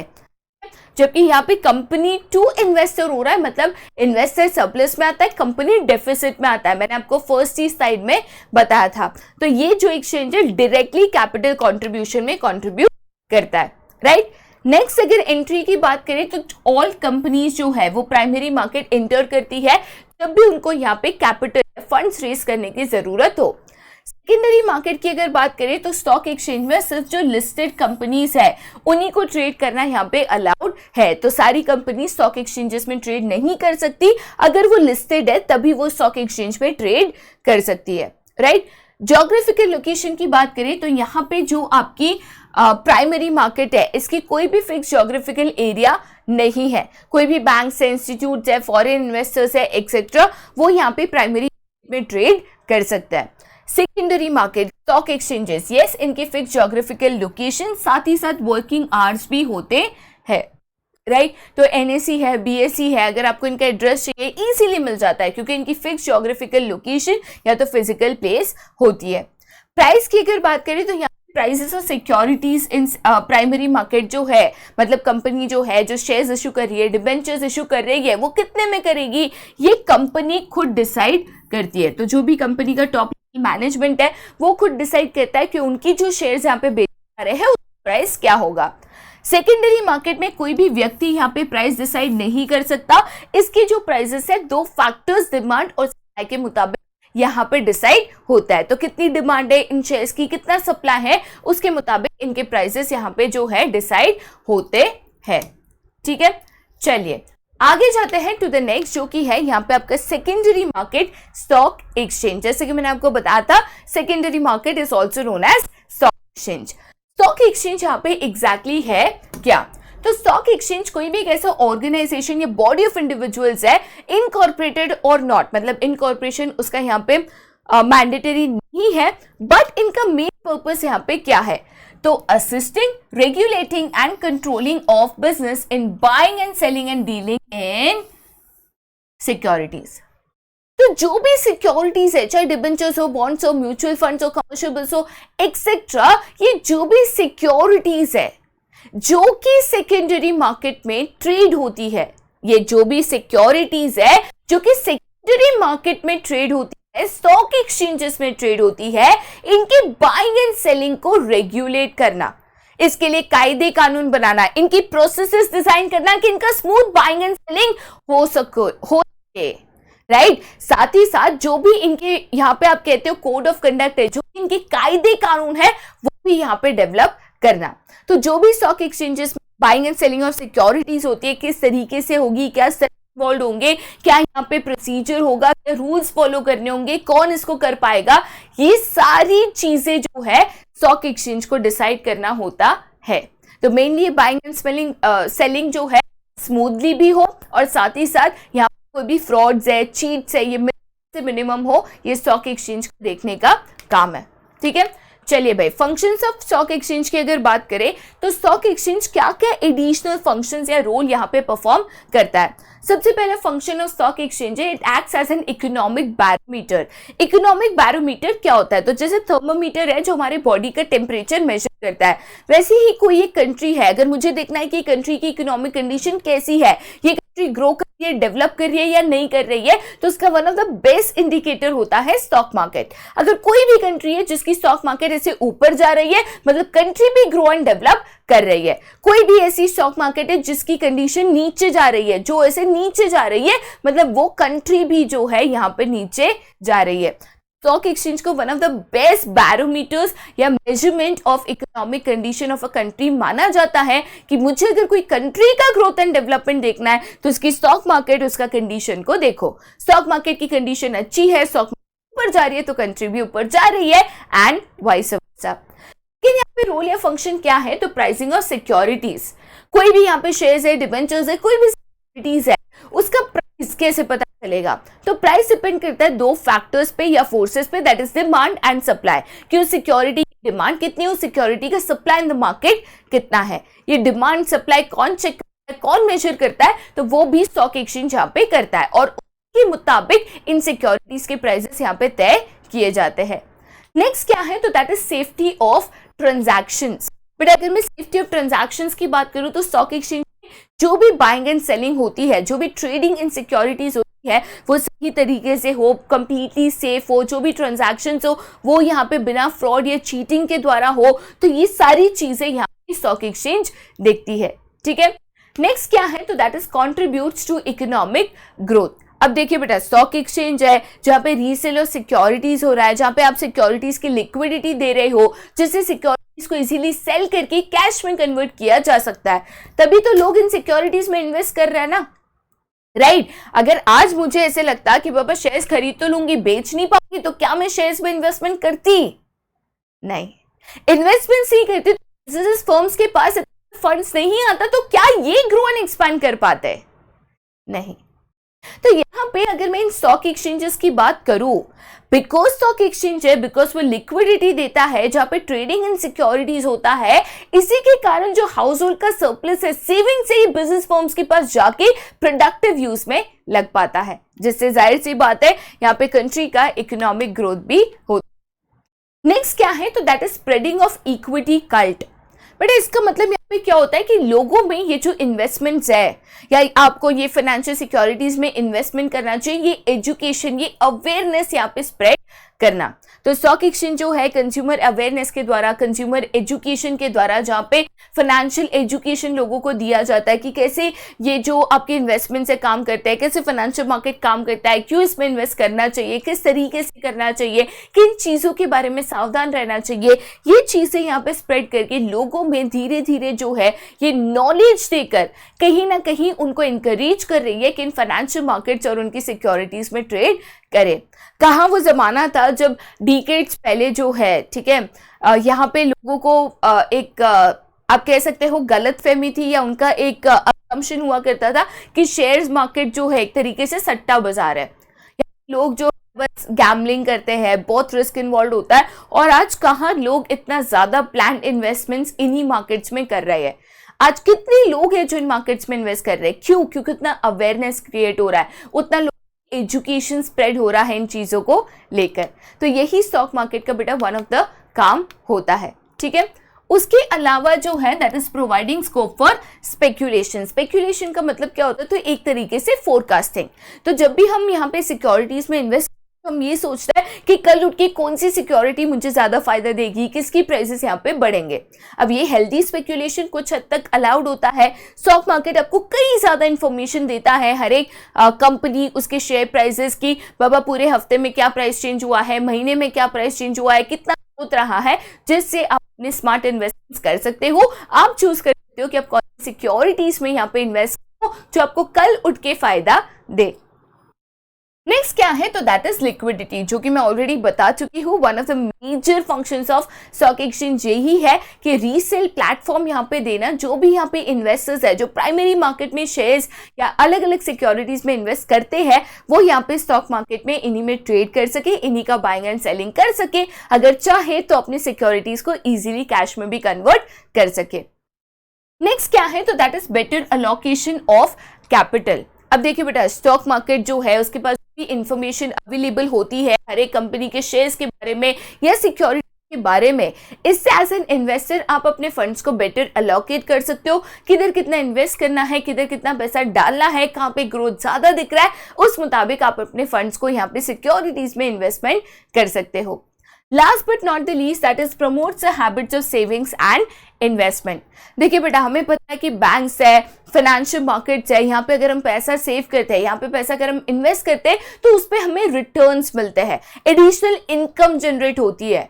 ये हाउस होल्ड्स या ह्यूमंस में यहाँ पे एक आदत डालते हैं कि ये पैसे को सेव करो, क्योंकि जब हम पैसे को सेव करें, जब हम पैसों को यहाँ इन्वेस्ट करेंगे तो हमें एडिशनल इनकम मिलेगी। ये एक मोटिवेशनल फैक्टर होता है हाउस होल्ड्स के लिए कि हम एडिशनल सेविंग्स भी यहाँ पे करें, ठीक है। चलिए भाई आगे जाते हैं टू द नेक्स्ट, जो कि है trading procedure in stock exchange. अब ये तो पता चल गया कि स्टॉक एक्सचेंज पे बाइंग एंड सेलिंग और सिक्योरिटीज होती है बिटवीन इन्वेस्टर्स। पर मान के चलिए कि मुझे अगर स्टॉक मार्केट से सिक्योरिटीज खरीदनी है, शेयर्स को खरीदना है या शेयर्स को बेचना है, तो ये कैसे करें? तो इसके लिए एक बेसिक प्रोसीजर है जो आपको फॉलो करना होता है, जिसको हम यहाँ पे सीखेंगे। याद रखना, प्रोसीजर है तो सीक्वेंस ऑफ स्टेप्स यहाँ पे बहुत इंपॉर्टेंट होता है। सबसे पहले यहाँ पे प्रोसीजर होता है सिलेक्शन ऑफ अ ब्रोकर। सिर्फ सेबी रजिस्टर्ड ब्रोकर्स जो है, ऐसे ब्रोकर्स जो सेबी रजिस्टर्ड है, securities and exchange board of India का, उनके पास ब्रोकर के तौर पे एक्ट करने का लाइसेंस है, सिर्फ वही ब्रोकर स्टॉक एक्सचेंज में जो है बाइंग एंड सेलिंग और सिक्योरिटीज करते हैं। आप एज एन इंडिविजुअल अगर आपके पास कोई सेबी का ऑथोराइज्ड लाइसेंस या ब्रोकर यहाँ पे बनने का सर्टिफिकेट या लाइसेंस नहीं है, आप स्टॉक एक्सचेंज में बाइंग एंड सेलिंग नहीं कर सकते।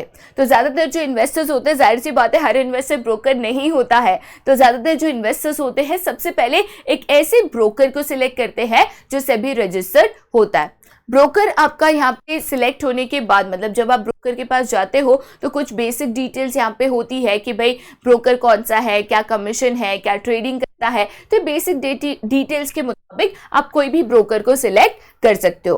ब्रोकर एक इंडिविजुअल व्यक्ति भी हो सकता है, कोई ब्रोकर फर्म्स भी हो सकती है, जैसे शेर खान है, जीरोधा है, ऐसी फर्म्स भी यहाँ पे हो सकती है। ठीक है, उसके बाद आता है नेक्स्ट, जो कि है opening of a demat account with the depository. Depository कौन है? तो ये स्टॉक ब्रोकर्स जो है या फिर जो कमर्शियल बैंक्स होती है वो एज एन डिपॉजिटरी यहाँ पे एक्ट कर सकती है। ठीक है, डिपॉजिटरी पार्टिसिपेंट बेसिकली होता क्या है, मैं आपको सबसे पहले ये बता दूं। जब भी हम शेयर्स के लेन देन की बात करते हैं या कोई भी in that case financial security के लेन देन की बात करते हैं, मान के चलिए मैंने शेयर्स को खरीदा, तो शेयर्स कहां पे आएंगे?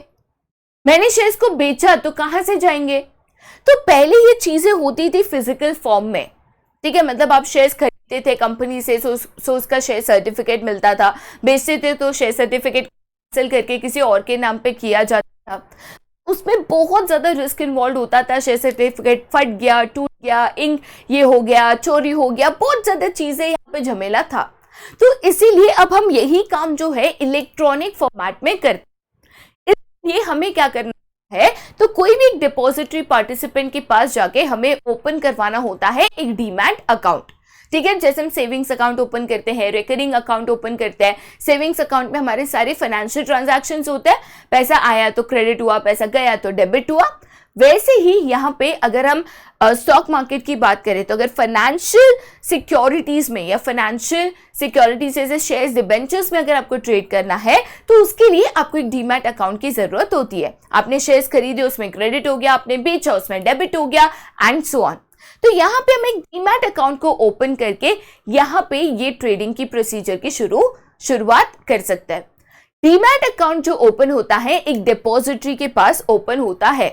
इंडिया में सिर्फ 2 ही डिपॉजिटरीज है, इंपॉर्टेंट है, नोट डाउन करके ले लेना। इंडिया में देयर आर ओनली 2 डिपॉजिटरीज। कौन सी 2 डिपॉजिटरीज है? तो एक है NSDL एंड दूसरा है CDSL। राइट, इंडिया में सिर्फ 2 ही डिपॉजिटरीज है, बट आप डायरेक्टली इस डिपॉजिटरी के पास जाके अपना अकाउंट ओपन नहीं करा सकते। हम दोनों के बीच में जो भी एक इन्वेस्टर है और जो भी एक डिपॉजिटरी है, इन दोनों के बीच में एक लिंक होता है जिसको हम क्या कहते हैं? जिसको हम कहते हैं डिपॉजिटरी पार्टिसिपेंट। क्या कहते हैं? डिपॉजिटरी पार्टिसिपेंट, या तो हम इसको DP भी कहते हैं। ठीक, तो ये जो DP है, डिपॉजिटरी पार्टिसिपेंट है, कोई भी बैंक या स्टॉक ब्रोकर हो सकता है। आप बैंक के पास जाके एक डीमैट अकाउंट यहाँ पे ओपन करवा सकते हो। राइट, डीमैट अकाउंट ओपन करने के लिए one of the most important document जो होता है that is your pan card. आपकी बेसिक डिटेल्स जैसे नाम, नंबर, एड्रेस, ये तो मांगा जाता है। पैन कार्ड के साथ साथ और डॉक्यूमेंट्स भी यहाँ पे मांगे जा सकते हैं, बट मोस्ट इंपॉर्टेंट या मैंडेटरी डॉक्यूमेंट जो आपको एक डीमैट अकाउंट ओपन करने के लिए चाहिए that is your pan card. ठीक है, आगे जाते हैं, चलिए टू द नेक्स्ट जो है प्लेसिंग दी ऑर्डर। अब देखिए, मैंने यहाँ पे ब्रोकर सिलेक्ट कर लिया कि मुझे किसके द्वारा यहाँ पे ट्रेड करना है। याद रखना वो सेबी रजिस्टर्ड ब्रोकर होना चाहिए। मैंने यहाँ पे डीमैट अकाउंट ओपन कर लिया। उसके बाद आता है थर्ड स्टेप, जहाँ पे मुझे अपने ब्रोकर को स्पेसिफिक इंस्ट्रक्शंस देने हैं कि मुझे कौन सी सिक्योरिटी कितनी क्या प्राइस पे यहाँ पे चाहिए। फॉर एग्जाम्पल मान के चलिए मैं अपने ब्रोकर को कहती हूँ कि मुझे XYZ कंपनी के 100 शेयर्स चाहिए। मुझे XYZ कंपनी के 100 शेयर चाहिए for not more than 200 rupees per share. मतलब XYZ कंपनी के 100 शेयर्स मेरे लिए खरीद लेना, बट एक शेयर की कीमत 200 रुपए से ज्यादा नहीं होने चाहिए। हाँ, 198 हो गया, 197 हो गया, 194 हो गया तो चलेगा, पर 200 रुपए मैक्सिमम जब होगी तब XYZ लिमिटेड के 100 शेयर्स खरीदना। याद रखना, जब भी आप ऑर्डर प्लेस करते हो तो वेरी स्पेसिफिक डिटेल्स कि आपको कौन से कंपनी के शेयर्स चाहिए, कितने प्राइस पे चाहिए, और कोई इंस्ट्रक्शंस ऐड करना है तो आपके ब्रोकर को वो 100% आपको देना होता है। एक बार आपने ब्रोकर को इंस्ट्रक्शंस दे दिए कि कब कौन से कंपनी की सिक्योरिटीज चाहिए, क्या प्राइस पे चाहिए, कितनी चाहिए, फिर ब्रोकर का काम होता है कि आपके इंस्ट्रक्शंस के मुताबिक जो भी कंपनी के आपको सिक्योरिटीज चाहिए, जो प्राइस पे चाहिए, उसको यहाँ पे मैच करना। अब जाहिर सी बात है, आपने बोला 200 रुपए में चाहिए तो 200 रुपए में आज मिल जाए, ये जरूरी नहीं है। तो एवरीडे ये सिक्योरिटीज के प्राइसेस को वो आपके एक्सपेक्टेशन के साथ मैच, मान के चलो आज उन्होंने चेक किया XYZ का कितना प्राइस हुआ तो 210 है, ठीक है, वापस चेक किया 212 है, वापस चेक किया 209 है, एवरी टाइम वो चेक करते रहेंगे। अब एक बार उन्होंने चेक किया, प्राइस हो गया 198 रुपीस, तो ब्रोकर क्या करेगा, आपके लिए शेयर्स को खरीदेगा। तो ब्रोकर का काम क्या होता है, एक जो भी इन्वेस्टर्स है, सबसे पहले इन्वेस्टर्स उसको इंस्ट्रक्शंस देता है, बताता है कि आपको कौन सी कंपनी के कितने शेयर्स क्या प्राइसेस पे चाहिए। ब्रोकर उस मुताबिक आपके यहाँ पे एक्सपेक्टेशन को, जो भी मार्केट प्राइस चल रहा है उसके साथ यहाँ पे मैच करना शुरू करता है, और जब उसको बेस्ट प्राइस मिलता है तब वो उसको यहाँ पे ट्रेड करता है।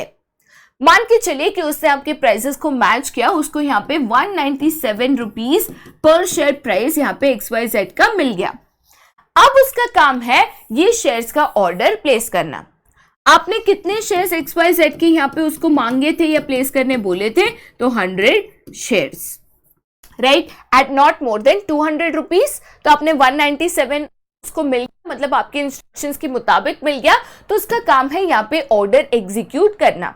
तो एक ब्रोकर टर्मिनल होता है, इसके द्वारा ये सारी चीजें इलेक्ट्रॉनिक फॉर्म में यहाँ पे होती है। तो ब्रोकर टर्मिनल के द्वारा वो यहाँ पे इस ऑर्डर को प्लेस करेंगे कि मुझे XYZ कंपनी के 100 शेयर यहाँ पे चाहिए। प्राइस कितनी थी, 197 रुपीज पर शेयर, ठीक है।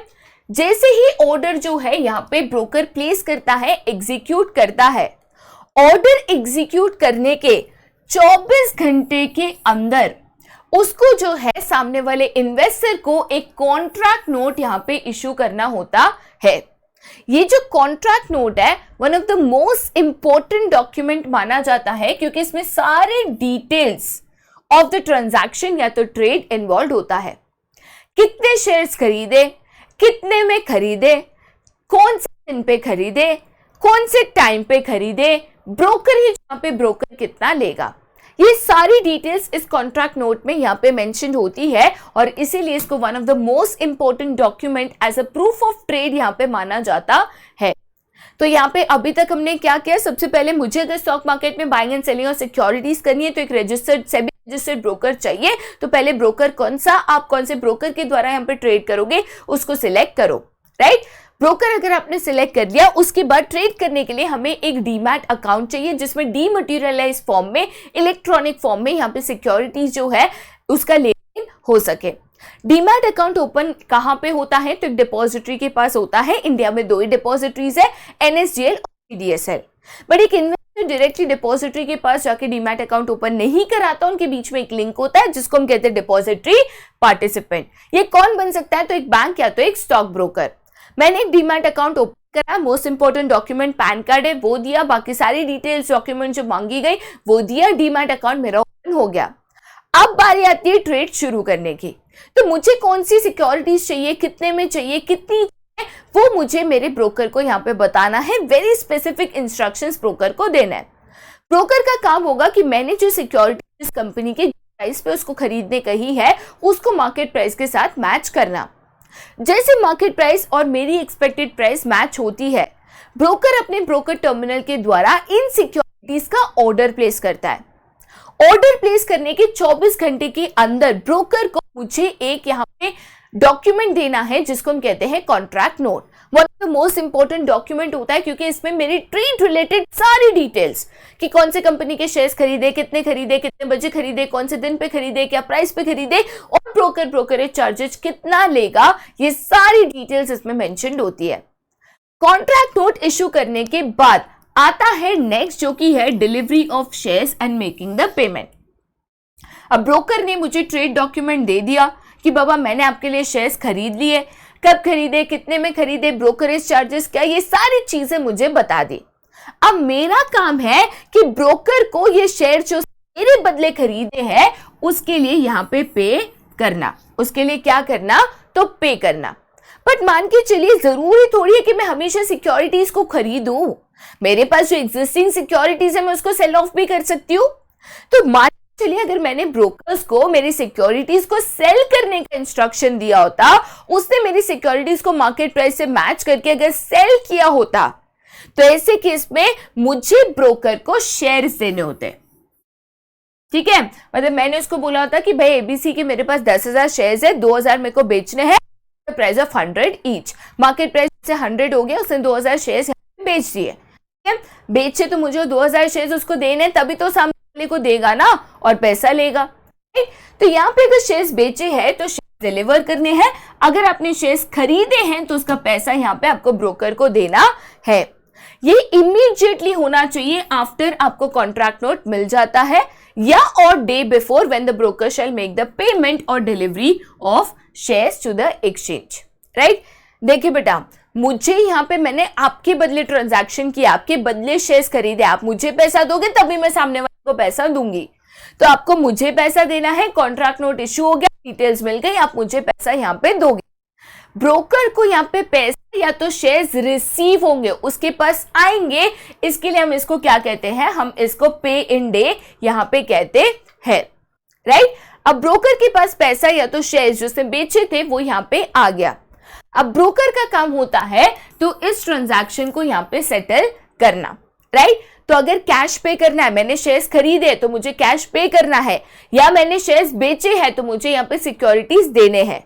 राइट, मेरे पास यहाँ ये आ गए थे पे इन डे पे, राइट, या उससे पहले। अब मुझे यहाँ पे 2 दिन का समय मिलता है।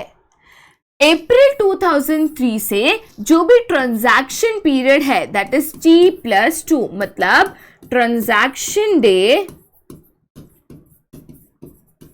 Plus 2 more days. याद रखना है इसमें हॉलीडेज एक्सक्लूडेड है। राइट, तो मान के चलिए मेरा ये जो भी ट्रांजैक्शन है बाइंग एंड सेलिंग है ये होता है मंडे को, तो मुझे और 2 दिन मिलते हैं that is Tuesday and Wednesday. Right, तो तब तक मेरा जो है ये ट्रांजैक्शन यहाँ पे कंप्लीट हो जाना चाहिए।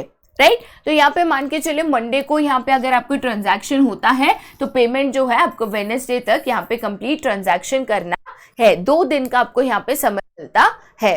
ठीक है, चलिए अब यहाँ पे अगर बात आती है सेटलमेंट साइकिल की। सेटलमेंट साइकिल में जो भी पेमेंट है वो करके आपको शेयर्स कलेक्ट करने हैं, या जो भी अपने शेयर्स बेचे हैं वो देकर आपको पैसा कलेक्ट करना है।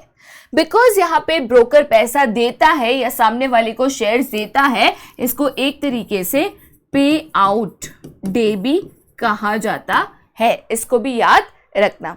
राइट, तो एक तरीके से प्रोसीजर बहुत सिंपल है। सबसे पहले ब्रोकर को सेलेक्ट करो, याद रखना है सेबी रजिस्टर्ड ब्रोकर यहाँ पे होना चाहिए, कोई भी इंडिविजुअल कंपनी कोई भी हो सकता है। उसके बाद डीमैट अकाउंट ओपन कराओ, डिपॉजिटरी के पास करा सकते हो। ठीक है, डिपॉजिटरी NSDL CDSL 2 ही है, बट उनके बीच में एक इंटरमीडियरी है दैट इज डिपॉजिटरी पार्टिसिपेंट, जो कि बैंक या स्टॉक ब्रोकर हो सकते हैं, उनके पास एक डीमैट अकाउंट को ओपन कराना।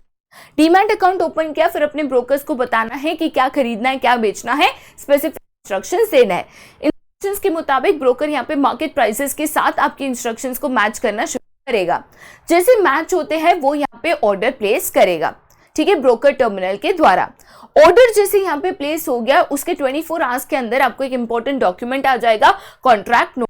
आपका यहाँ पे एक ट्रेड ऑर्डर का प्रूफ है कि बाबा ब्रोकर ने यहाँ पे को बेचा या खरीदा है, क्या प्राइस है, कौन से दिन पे, कौन से समय पे, and so on. Contract note issue होते ही जैसे आपको ये डिटेल्स यहाँ पे मिल जाती है, आपको ब्रोकर को उसका पेमेंट करना है। ठीक है, अब शेयर्स यहाँ पे खरीदे तो पैसा दोगे, शेयर्स बेचे हैं तो शेयर यहाँ पे डिलीवर करोगे। ब्रोकर के पास पैसा या तो शेयर्स आया, इसीलिए इसको पे इन डे कहते हैं। जैसे ब्रोकर के पास शेयर्स या पैसा आया, उसके पास यहाँ पे ट्रांजैक्शन डे से 2 दिन का समय होता है ये ट्रांजैक्शन साइकिल को कंप्लीट करने के लिए। उसके पास पैसा आया तो तुरंत उसको सामने वाले को ये पैसा यहाँ पे देना है, पैसा देगा, यहाँ पे शेयर्स लेगा। ठीक है, एंड अगर मान के चलिए शेयर्स को यहाँ पे बेचा गया है तो शेयर्स देगा और पैसा लेगा, उसको यहाँ पे सामने वाली देना है या पैसा देना है, इसीलिए इसको क्या कहते हैं, इसको यहाँ पे एक तरीके से पे आउट डे भी कहा जाता है। ठीक है, चलिए भाई आगे जाते हैं टू द नेक्स्ट, जो कि है यहाँ पे OTCEI या तो over the counter exchange of India. OTCEI या over the counter exchange of India कब इनकॉर्पोरेट हुआ था, तो in the year 1990 under the companies act of 1956, और उसको as a recognition of stock exchange कभी मिला था, तो यहाँ पे recognition under the stock exchange एक एक्ट थी, that is securities contract act of India, जो भी यहाँ पे 1956 में अगेन बनाई गई थी, तो उसको यहाँ पे उसके अंडर जो है as a stock exchange recognize किया गया था, राइट। उसने अपना काम कब शुरू किया, तो 1992 में शुरू किया। तो बेसिकली OTCEI क्या था वो मैं आपको बता दूं, फुल फॉर्म तो चलो मैंने आपको बता दिया, over the counter exchange of India, जो यहाँ पे कभी इनकॉर्पोरेट किया गया था 1990 में, काम कब शुरू किया तो 1992 में। यहाँ पे अगर हम ट्रेडिंग की बात करें, स्टॉक एक्सचेंजेस की बात करें, तो जो भी बड़ी कंपनीज है, ठीक है, जो यहाँ पे मिड कैप या लार्ज कैप कंपनीज है, जिनका ज्यादा कैपिटल यहाँ पे है, वो तो अपनी सिक्योरिटीज यहाँ पे स्टॉक एक्सचेंजेस में कर देती है।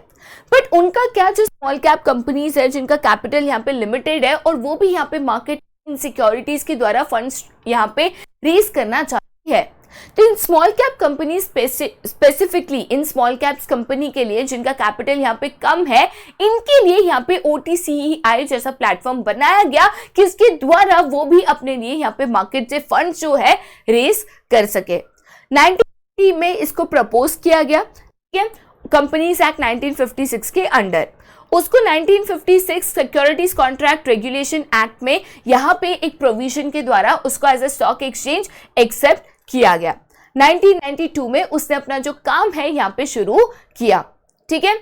यहाँ पे अगर जो स्मॉल कैप या मीडियम कैप कंपनीज की बात करें, तो स्मॉल कैप और मीडियम कंपनीज कैप जो है यहाँ पे इस OTCEI प्लेटफॉर्म के द्वारा ट्रेड कर सके और इसके द्वारा जो है यहाँ पे फंड्स रेस कर सके, इसीलिए OTCEI को यहाँ पे बनाया गया, राइट।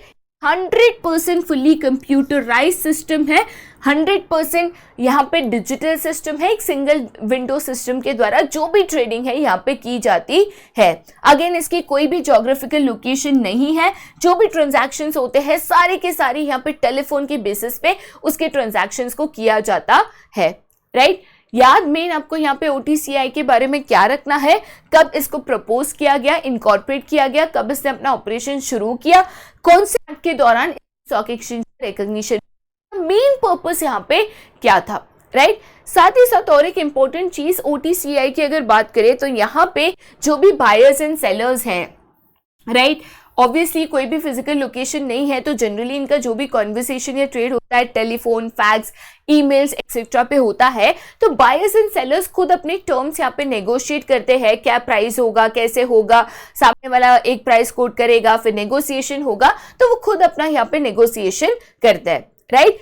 मेनली OTCEI का काम है कि कन्वीनियंट ट्रांसपेरेंट प्लेटफॉर्म यहाँ पे डेवलप करना, जिससे जो छोटी स्मॉल कैप कंपनीज है जिसका issued capital minimum of 30 lakh rupees है या उससे ज्यादा, वो यहाँ पे OTCEI के द्वारा अपनी ट्रेडिंग कर सके और यहाँ पे फंड्स को रेज कर सके, राइट। बट याद रखना, अगर कंपनी का capital less than 30 lakh rupees है तो वो भी OTCEI ट्रेड नहीं कर सकती है, ठीक है।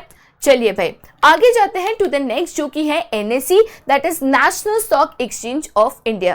National stock exchange all India level stock exchange है जहाँ पे ट्रेडिंग होती है, buying and selling of securities होती है। ये one of the most important stock exchanges है क्योंकि it is equipped with most modern technology, सबसे ज्यादा modern technology, one of the fastest and safest platform इसको स्टॉक एक्सचेंज पे माना जाता है, राइट। अगेन 1992 में ये इनकॉर्पोरेट हुआ था, उसको स्टॉक एक्सचेंज का रिकॉग्निशन मिला 1993 में और उसने अपने काम की शुरुआत 1994 में यहाँ पे की थी। जब नेशनल स्टॉक एक्सचेंज की शुरुआत हुई तो वो इनिशियली जो है होलसेल डेट मार्केट पे यहाँ पे ट्रेड करता था, ठीक है। अगर मैं यहाँ पे होलसेल डेट मार्केट की बात करूं तो यहाँ पे मेनली जो गवर्नमेंट सिक्योरिटीज एंड बॉन्ड्स होते हैं उनकी यहाँ पे ट्रेड की जाती है, ठीक है। तो स्टॉक एक्सचेंज में इनिशियली जब ट्रेडिंग की शुरुआत की थी तब होलसेल डेट मार्केट सेगमेंट से करी थी, जिसमें गवर्नमेंट सिक्योरिटीज एंड बॉन्ड्स का मेनली यहाँ पे ट्रेड किया जाता है। Initially over a period of time उसने जो है यहाँ पे नवंबर 1994 में, ठीक है, नवंबर 1994 में इक्विटीज एंड फ्यूचर्स के लिए भी एक ट्रेडिंग प्लेटफॉर्म लॉन्च किया एंड साथ ही साथ जून 2000 में उसे यहाँ पे वेरियस डेरिवेटिव इंस्ट्रूमेंट्स भी लॉन्च किए। तो बेसिकली शुरुआत भले होलसेल डेट मार्केट से की थी, पर धीरे धीरे करके बाकी सारी सिक्योरिटीज में भी जो नेशनल स्टॉक एक्सचेंज ने एंटर करा और उसकी ट्रेडिंग की भी अपने प्लेटफॉर्म के द्वारा यहाँ पे शुरुआत की। अगेन ये ऑल इंडिया लेवल यहाँ पे स्टॉक एक्सचेंज प्लेटफॉर्म है जो यहाँ पे एक automated screen based trading system पे चलता है। तो जो भी डिमांड सप्लाई है वो ऑटोमेटिकली इसमें रिकॉर्ड होते जाता है और उसके प्राइसेस यहाँ पे उसके स्क्रीन पे विजिबल होते हैं। जो भी चेंजेस है वो भी 100% यहाँ पे विजिबल होता है। ठीक है, चलिए भाई अब हम जाते हैं टू वेरी इंपॉर्टेंट टॉपिक जो कि है SEBI and its functions. OTCE and LAC में बेसिक डेटा टाइप क्वेश्चंस में एक्सेप्ट कर रही हूँ। उनका फुल फॉर्म क्या है, कभी इनकॉर्पोरेट किया गया, कभी उसने अपना फंक्शन शुरू किया, ओटीसीई का कोई एक ज्योग्राफिकल लोकेशन है कि नहीं, कोई कंपनी को अगर ओटीसीई में काम करना है तो उसका मिनिमम कैपिटल कितना होना चाहिए एंड सो ऑन। तो ऐसे बेसिक जो है मैं क्वेश्चंस इन दोनों से एक्सपेक्ट कर रही हूँ जो आपको यहाँ पे पढ़ के जाने हैं। ठीक है, सेबी की अगर बात करें तो ये बहुत इंपॉर्टेंट टॉपिक है, इसमें से क्वेश्चन जरूर आएगा ऐसा मुझे लग रहा है। सेबी की अगर बात करें तो उसका इंपॉर्टेंट बेसिक डेटा या इंट्रोडक्शन भी आपको उसके साथ साथ याद रखना है। ठीक है, सेबी जो है यहाँ पे उसका फुल फॉर्म क्या है, तो that is securities and exchange board of India. कभी एस्टैब्लिश हुआ था, तो मोस्ट इंपॉर्टेंट ये डेट आपको याद रखनी है, दैट इज 12 अप्रैल 1988। राइट, अब यहाँ पे सबसे पहले मैं सेबी का पर्पस बता दूं, थोड़ा सा इसका एक इंट्रोडक्शन में इजी लैंग्वेज में बता दूं। SEBI that is securities and exchange board of India, ये यहाँ पे गवर्नमेंट ऑफ इंडिया ने एस्टैब्लिश किया था इन द ईयर, जैसे आप देख सकते हो 1988। उस पे यहाँ पे अगर फाइनेंशियल मार्केट्स की कोई भी ट्रेडिंग या buying and selling of securities की बात करें तो उसमें बहुत ज्यादा यहाँ पे फ्रॉड्स है, चीट्स है, ये चीजें यहाँ पे इन्वॉल्व होती थी। तो लोगों को यहाँ पे इंकरेज करने के लिए कि वो फाइनेंशियल मार्केट्स में यहाँ पे इन्वेस्टमेंट्स करे, उसको ज्यादा सेफ बनाने के लिए गवर्नमेंट ने सेबी को यहाँ पे बनाया। सेबी का काम था ये फाइनेंशियल मार्केट्स, उसके ट्रांजैक्शन, स्टॉक मार्केट, इन चीजों को यहाँ पे रेगुलेट करना कि जो भी फाइनेंशियल सिक्योरिटीज का लेन देन होता है वो 100% सेफ हो सके। लोगों के साथ यहाँ पे चीटिंग्स, फ्रॉड्स है, कंपनीज है, मार्केट्स है, इन्वेस्टर्स है, ब्रोकर्स है, कोई भी यहाँ पे ना कर सके, लोगों का भरोसा बना रहे और लोग यहाँ पे इन्वेस्टमेंट्स करें। तो उसको यहाँ पे एक तरीके से ये स्टॉक मार्केट जो है, जो कंपनीज है, उसके जो भी फाइनेंशियल मार्केट्स में ट्रांजैक्शंस है, उसको रेगुलेट करने के लिए बनाया गया। जब सेबी को बनाया गया तो पूरा कंट्रोल जो है वो मिनिस्ट्री ऑफ फाइनेंस के अंडर दिया गया था। बट इवेंचुअली जैसे सेबी ने अपना काम यहाँ पे अच्छे से किया, सारे प्रोसेसेस यहाँ पे डेवलप किए, सेबी ने यहाँ पे स्टॉक एक्सचेंज या स्टॉक मार्केट को प्रॉपर्ली रेगुलेट किया, तो 30 जनवरी 1992 को उसको जो है यहाँ पे ऑर्डिनेंस पास करके जो है स्टैट्यूटरी या ऑटोनॉमस स्टेटस दिया गया। राइट, ऑर्डिनेंस पास हुआ था 30 जनवरी 1992 को। इवेंचुअली एक्ट ऑफ पार्लियामेंट के द्वारा उसको यहाँ पे एक securities and exchange board of India act बनाया गया 1992 में और उसको यहाँ पे ऑटोनॉमस स्टेटस दिया गया। ऑटोनॉमस स्टेटस का मतलब ये होता है सेबी किसी या कंट्रोल में नहीं है। अब सेबी अपने कानून, code of conduct, processes, working खुद यहाँ पर डिसाइड कर सकता है। ठीक है, चलिए भाई सेबी के फंक्शंस पे जाते हैं। तो सेबी के फंक्शंस जो है 3 ब्रॉड कैटेगरीज में डिवाइड किए जाते हैं, protective functions, development functions and regulatory functions.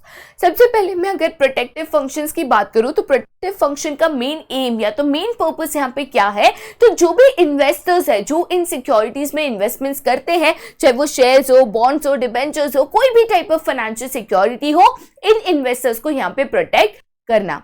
किस तरीके प्रोटेक्ट करना, तो सबसे पहले यहाँ कोई भी अगर प्राइस रिगिंग होता है, प्राइस रिगिंग का मतलब क्या होता है, तो जो भी सिक्योरिटीज है उनकी प्राइस को पर्पसली मैनिपुलेट करना, प्राइस को बढ़ाना, प्राइस को गिराना पर्पसली, तो ये सही नहीं होता है, इससे इन्वेस्टर्स का नुकसान हो सकता है, उनके साथ चीटिंग एंड फ्रॉड होता है, तो ये सभी अलाउ नहीं करता है। सेकेंड है दैट इज यहाँ पे प्रोहिबिट्स इनसाइडर ट्रेडिंग।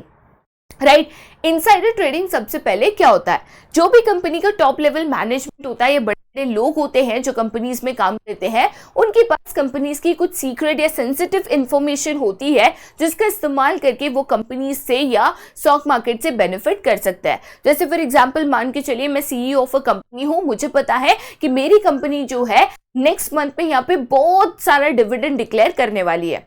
तो डिविडेंड जैसे डिक्लेयर करेगी हमारे कंपनी के शेयर के प्राइसेस बढ़ जाएंगे। तो मैंने किसी को बोला कि भाई तू इतने सारे शेयर्स खरीद ले क्योंकि शेयर के प्राइस बढ़ने वाले हैं, ज्यादा डिविडेंड डिक्लेयर होने वाला है। खरीद लिए, डिविडेंड डिक्लेयर हुआ, शेयर का प्राइस बढ़ दिया, बेच दिया और अच्छा खासा प्रॉफिट कमाया। बट ये गलत है क्योंकि आप यहाँ पे कंपनी के सीईओ हो, आपके पास कंपनी की सेंसिटिव इंफॉर्मेशन है, बाकी इन्वेस्टर्स के पास थोड़ी है, तो उनके साथ तो ये फ्रॉड हो गया। तो ये प्राइस रिगिंग अलाउड नहीं होता है। अगर आपके पास कंपनी की भी सेंसिटिव इंफॉर्मेशन है तो उसको इस्तेमाल करके आपने खुद का बेनिफिट देखा, ये आपको अलाउड नहीं होता। ठीक है, नेक्स्ट क्या है, तो that is SEBI prohibits fraudulent and unfair trade practices. जैसे मान के चलो कि मुझे यहाँ पे पब्लिक से पैसा चाहिए, तो मैंने प्रोस्पेक्टस इशू किया, प्रोस्पेक्टस के द्वारा मैं यहाँ पे शेयर्स इशू करके पैसा यहाँ पे इकट्ठा करूंगी। प्रोस्पेक्टस के बारे में सेबी ने कहा कि मान के चलिए आप प्रोस्पेक्टस यहाँ पे इशू कर रहे हो जो कि मैंडेटरी है, पब्लिक को इन्वाइट कर रहे हो, प्रोस्पेक्टस में कंपनी की सारी इंफॉर्मेशन लिख रहे हो, तो कुछ ऐसा लिखना जो गलत है, कुछ भी ऐसा लिखना जो मिसलीडिंग है, कुछ भी ऐसा लिखना जो यहाँ पे लोगों को उल्लू बनाने के लिए है कि वो आपके शेयर्स खरीदे, ऐसा आप नहीं कर सकते। राइट, तो कोई भी ऐसी अनफेयर ट्रेड प्रैक्टिसेस जिससे लोगों के साथ आप चीट या फ्रॉड करने की कोशिश कर रहे हो सो दैट आप फंड्स रेज कर सको, से भी ये अलाउ नहीं करती। नेक्स्ट क्या है, तो that is SEBI undertake steps to educate investors as well. Investors को भी बताना कि जब भी आप इन्वेस्टमेंट्स करो तो कौन सी चीजों के बारे में ध्यान रखना है, कौन सी चीजों के बारे में आपको देखना है, एंड अकॉर्डिंगली आपको यहाँ पे इन्वेस्टमेंट्स करने हैं। इन्वेस्टर्स भी एजुकेट हो सके, उनमें भी अवेयरनेस क्रिएट हो सके और वो भी इन चीटिंग्स एंड फ्रॉड से बच सके। Last but not the least, SEBI also promotes fair practices and code of conduct. कोई भी यहाँ पे जो फाइनेंशियल मार्केट में काम करता है, चाहे वो इन्वेस्टर हो, चाहे वो ब्रोकर हो, चाहे वो कोई भी हो, सेबी हमेशा कहता है कि यहाँ पे पूरे कोड ऑफ कंडक्ट के द्वारा कायदे कानून को फॉलो करके सही तरीके से बेटा यहाँ पे ट्रेडिंग को आप करिए। कोई भी ऐसा काम ना करिए जिससे आपके साथ फ्रॉड हो सके, जो यहाँ पे सेबी के कायदे के मुताबिक ना हो। ठीक है, चलिए भाई सेकेंड टाइप ऑफ फंक्शंस पे जाते हैं जो कि है यहाँ पे डेवलपमेंट फंक्शंस। डेवलपमेंट फंक्शंस की मेन पर्पस की अगर बात की जाए तो डेवलपमेंट फंक्शंस का मेन पर्पस यहाँ पे है कि लोग ज्यादा से ज्यादा इन फाइनेंशियल मार्केट्स में जो है यहाँ पे इन्वेस्टमेंट्स करें। तो इसके लिए सेबी ने यहाँ पे क्या किया, सबसे पहली चीज सेबी जो है, जो भी इंटरमीडियरीज है, चाहे वो ब्रोकर्स है, बैंकर्स है, अंडरराइटर्स है, इन इंटरमीडियरीज को ट्रेन करती है कि वो यहाँ पे एफिशिएंटली फंक्शन कर सके, वो यहाँ पे प्रॉपर प्रोसेसेस के द्वारा यहाँ पे जो भी ट्रेडिंग है कर सके, सो दैट लोग यहाँ पे उनका जो पैसा है स्मूथली इन्वेस्टमेंट कर सके बिना कोई रुकावट, बिना कोई दिक्कत। नेक्स्ट क्या है, तो सेबी ने यहाँ पे स्टॉक एक्सचेंज में एक्टिविटीज प्रमोट करने के लिए बेटर एंड फ्लेक्सिबल अप्रोच को भी यहाँ पे अपनाया है। राइट, टेक्नोलॉजी को अडेप्ट करना, डीमैट अकाउंट ओपन करना, मतलब डीमैटेरियलाइज चीज़ों को करना, यहाँ पे जो है स्क्रीन बेस्ड ट्रेडिंग सिस्टम को यहाँ पे डेवलप करना।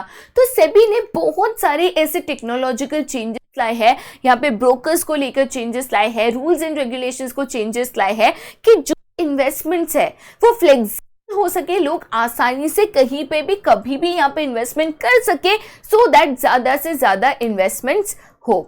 ठीक है, third but not the least है यहाँ पे रेगुलेटरी फंक्शंस।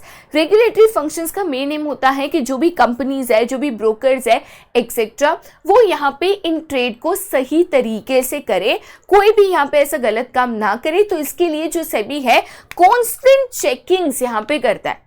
तो कहीं पे भी कंपनी का टेक ओवर हो रहा है, कहीं पे भी कंपनी के जो फाइनेंशियल रिकॉर्डिंग्स है उसको ऑडिट करना कि कहीं भी कंपनी ने कोई फ्रॉड किया है, कोई चीटिंग किया है, तो सेबी पकड़ता है। ठीक है, और साथ ही हेवी फाइन्स एंड पेनल्टीज भी लागू होती है। तो रेगुलेटरी फंक्शंस में बहुत सारी चीजें की जाती है, जैसे सेबी ने सबसे पहले यहाँ पे कायदे कानून बनाए हैं सभी इंटरमीडियरीज के लिए, ब्रोकर्स हो, अंडरराइटर्स हो, बैंकर्स हो, सभी के लिए rules and regulations, code of conduct है जो मैंडेटरीली सभी को फॉलो करना है। सेकेंड क्या है, जो भी इंटरमीडियरीज है उनके लिए यहाँ पे रेगुलेटरी परव्यू भी है। बेसिकली यहाँ पे जब भी प्राइवेट प्लेसमेंट होता है, ठीक है, तो प्राइवेट प्लेसमेंट को काफी ज्यादा रिस्ट्रिक्ट किया गया है। उसके लिए बहुत ज्यादा यहाँ पे स्ट्रिक्ट रूल्स एंड रेगुलेशंस बनाए गए हैं कि जहाँ पे भी उनको लगता है कि यहाँ पे फ्रॉड होने का ज्यादा चांसेस है, उन प्रोसेसेस को और स्ट्रिक्ट यहाँ पे किया गया है, राइट। साथ ही साथ सेबी जो है अपने स्टॉक ब्रोकर्स है या सब ब्रोकर्स भी है, उनका यहाँ पे रजिस्ट्रेशन सेबी ने मैंडेटरी करके रखा है सो दैट उनकी डिटेल्स यहाँ पे उनके पास मेंटेन्ड रहे और वो ये इंश्योर कर सके कि वो सारे प्रोसेसेस फॉलो करे। ना ही ब्रोकर्स और सब ब्रोकर्स बट जो भी ट्रस्टीज के तौर पे, मर्चेंट के तौर पे, मर्चेंट बैंकर्स के तौर पे या ट्रांसफर एजेंट्स के तौर पे भी ऐड करते हैं, उनका भी यहाँ पे सेबी के साथ रजिस्टर होना मैंडेटरी है, राइट।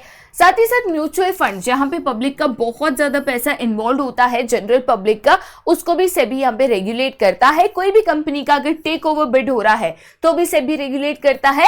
एंड साथ ही साथ audit of stock exchanges regular basis पे कि स्टॉक एक्सचेंजेस प्रोसेसेस ठीक से फॉलो कर रही है, रूल्स ठीक से फॉलो कर रही है, ये भी रेगुलर बेसिस पे चेक एंड ऑडिट करता है, ठीक है। फिर चैप्टर तो खत्म हो गया, सेबी और उसके फंक्शंस तो खत्म हो गए, बट चैप्टर के अंत में ऑब्जेक्टिव ये तो हम बिल्कुल करेंगे, ठीक है। तो सबसे पहला बेटा क्वेश्चन पूछा गया है कि it is a short term negotiable self liquidating instrument that is used to finance the credit sales of the firm. देखो बेटा कीवर्ड यहाँ पे पकड़ो, क्रेडिट सेल्स कहा गया है, ठीक है। तो जब भी क्रेडिट सेल्स की बात आती है तो बिल्स ऑफ एक्सचेंज इस्तेमाल होता है, जिसको हम क्या कहते थे, तो यहाँ पे कमर्शियल बिल्स कहते थे, राइट। नेक्स्ट क्वेश्चन है कि it is a method by which banks borrow from each other. तो जब भी banks borrow from each other की बात करूं तो इसको हम यहाँ पे इंटर बैंक ट्रांजैक्शंस भी कहते थे। तो बैंक जब एक दूसरे से बोरो करते हैं, इंटर बैंक ट्रांजैक्शंस करते हैं, तो मेनली इसका पर्पस क्या था, तो अपना कैश रिजर्व रेशियो मेंटेन करना। तो कैश रिजर्व रेशियो कौन से यहाँ पे मेथड मेंटेन होता था, तो दैट वाज कॉल मनी, ठीक है, जिसको इंटर बैंक ट्रांजैक्शंस भी कहा जाता है। नेक्स्ट क्वेश्चन है हु इशूज ट्रेजरी बिल। तो ट्रेजरी बिल यहाँ पे वैसे तो गवर्नमेंट ऑफ इंडिया इस्तेमाल करता है फंड्स रेज करने के लिए, बट उसको इशू करने की जिम्मेदारी किसको दी गई है, सेंट्रल बैंक ऑफ इंडिया या तो रिजर्व बैंक ऑफ इंडिया को दी गई है।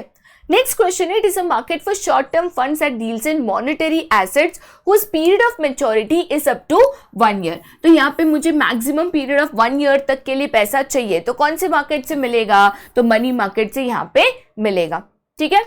नेक्स्ट क्वेश्चन है which of the following statement is not true with regard to money market. अब इनमें से मनी मार्केट को लेकर कौन सा स्टेटमेंट सही नहीं है।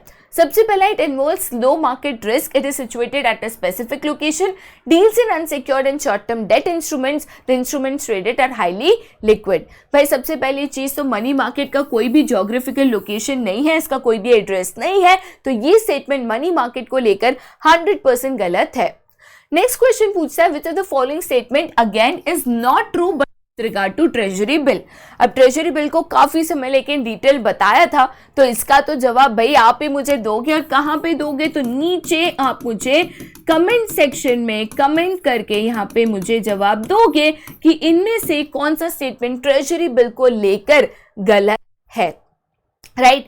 चलिए भाई नेक्स्ट क्वेश्चन कहता है कि सेबी को कभी एस्टैब्लिश किया गया था। तो सेबी यहाँ पे इन द ईयर 1988 एस्टैब्लिश किया गया था। अगर हम स्पेसिफिकली बोले तो that is 12th of April 1988। बहुत इंपॉर्टेंट डेट है, प्लीज इसको याद करके जाना, राइट। नेक्स्ट क्वेश्चन है टोटल इंडिया में कितने डिपॉजिटरीज है। तो टोटल इंडिया में 2 ही डिपॉजिटरीज है, that is NSDL and CDSL, ठीक है। नेक्स्ट क्वेश्चन है the settlement cycle followed in stock exchange today is dash. तो आज की तारीख में T+2 का सेटलमेंट साइकिल है, अप्रैल 2003 से इसको फॉलो करते हुए हम आ रहे हैं। काफी कोशिश चल रही है कि इसको T+2 हम करें, बट अभी तक T+2 हम फॉलो कर रहे हैं। After the trade has been executed, broker एक कॉन्ट्रैक्ट नोट इन्वेस्टर को इश्यू करता है, बट कितने समय के अंदर, तो ट्रेड एग्जीक्यूट होने के 24 घंटे के अंदर ये कॉन्ट्रैक्ट नोट जिसमें सारी details of the trade mention होती है, ये ब्रोकर को इन्वेस्टर को देनी होती है। नेक्स्ट क्वेश्चन है on this day the exchange will deliver the shares और make payments to the other broker. तो इसको यहाँ पे क्या कहते हैं, राइट। तो इस दिन पे हम कह रहे हैं कि जो एक्सचेंज है वो शेयर्स को डिलीवर करेंगे या पेमेंट करेंगे दूसरे ब्रोकर को, राइट। तो देखो बेटा सिंपल है, यहाँ पे आपका जो इन्वेस्टर है, ठीक है, उसने अगर मान के चलो शेयर्स को खरीदा, तो उसने अपने ब्रोकर को यहाँ पे पैसा दिया, राइट, कॉन्ट्रैक्ट नोट इशू हुआ, कॉन्ट्रैक्ट नोट इशू होने के बाद इन्वेस्टर ने अपने ब्रोकर को पैसा दिया। अब ब्रोकर का यहाँ पे काम है कि उसने जिससे भी शेयर्स खरीदे हैं उसको ये पैसा देके उससे यहाँ पे शेयर्स को खरीद लेकर इन्वेस्टर को देना। तो यहाँ पे जब इन्वेस्टर ब्रोकर को पैसा देता है तो उसको पैसा आ रहा है, that is a paid day. अब ब्रोकर ने ये पैसा दूसरे ब्रोकर को दिया, तो ब्रोकर के पास से पैसा गया, तो ये कौन सा हो गया, पे आउट डे, राइट। तो ब्रोकर दूसरे ब्रोकर को दे रहा है, तो yes this is the pay out day, right. Next question क्या है, it serves as an intermediary between the investor and the depository. तो इन्वेस्टर और डिपॉजिटरी को कौन लिंक करता है, इन्वेस्टर डायरेक्टली तो डिपॉजिटरी के पास जाके डीमैट अकाउंट नहीं ओपन करता है, तो उसको कौन लिंक करता है, डिपॉजिटरी पार्टिसिपेंट जो है लिंक करता है, राइट। चलिए, तो इसी के साथ जो हमारा आज का चैप्टर है दैट इज फाइनेंशियल मार्केट्स, वो यहाँ पे खत्म होता है। चैप्टर थोड़ा सा टेक्निकल है, स्पेशली जो इंस्ट्रूमेंट्स ऑफ मनी मार्केट है, OTCEI है, बट देखिए OTCEI में से इतने क्वेश्चंस नहीं बनते हैं, but instruments of money market is important as well as technical. Basic concept, data, क्योंकि ऑब्जेक्टिव में वही पूछा जा सकता है, इसको मेनली आपको याद करके जाना है, राइट। आज का जो लेक्चर है हम यहीं पे खत्म कर रहे हैं, बट दोबारा आगे के सेशंस और लेक्चर्स के साथ बहुत ही जल्द मिलेंगे, बट तब तक के लिए bye bye and have a nice day.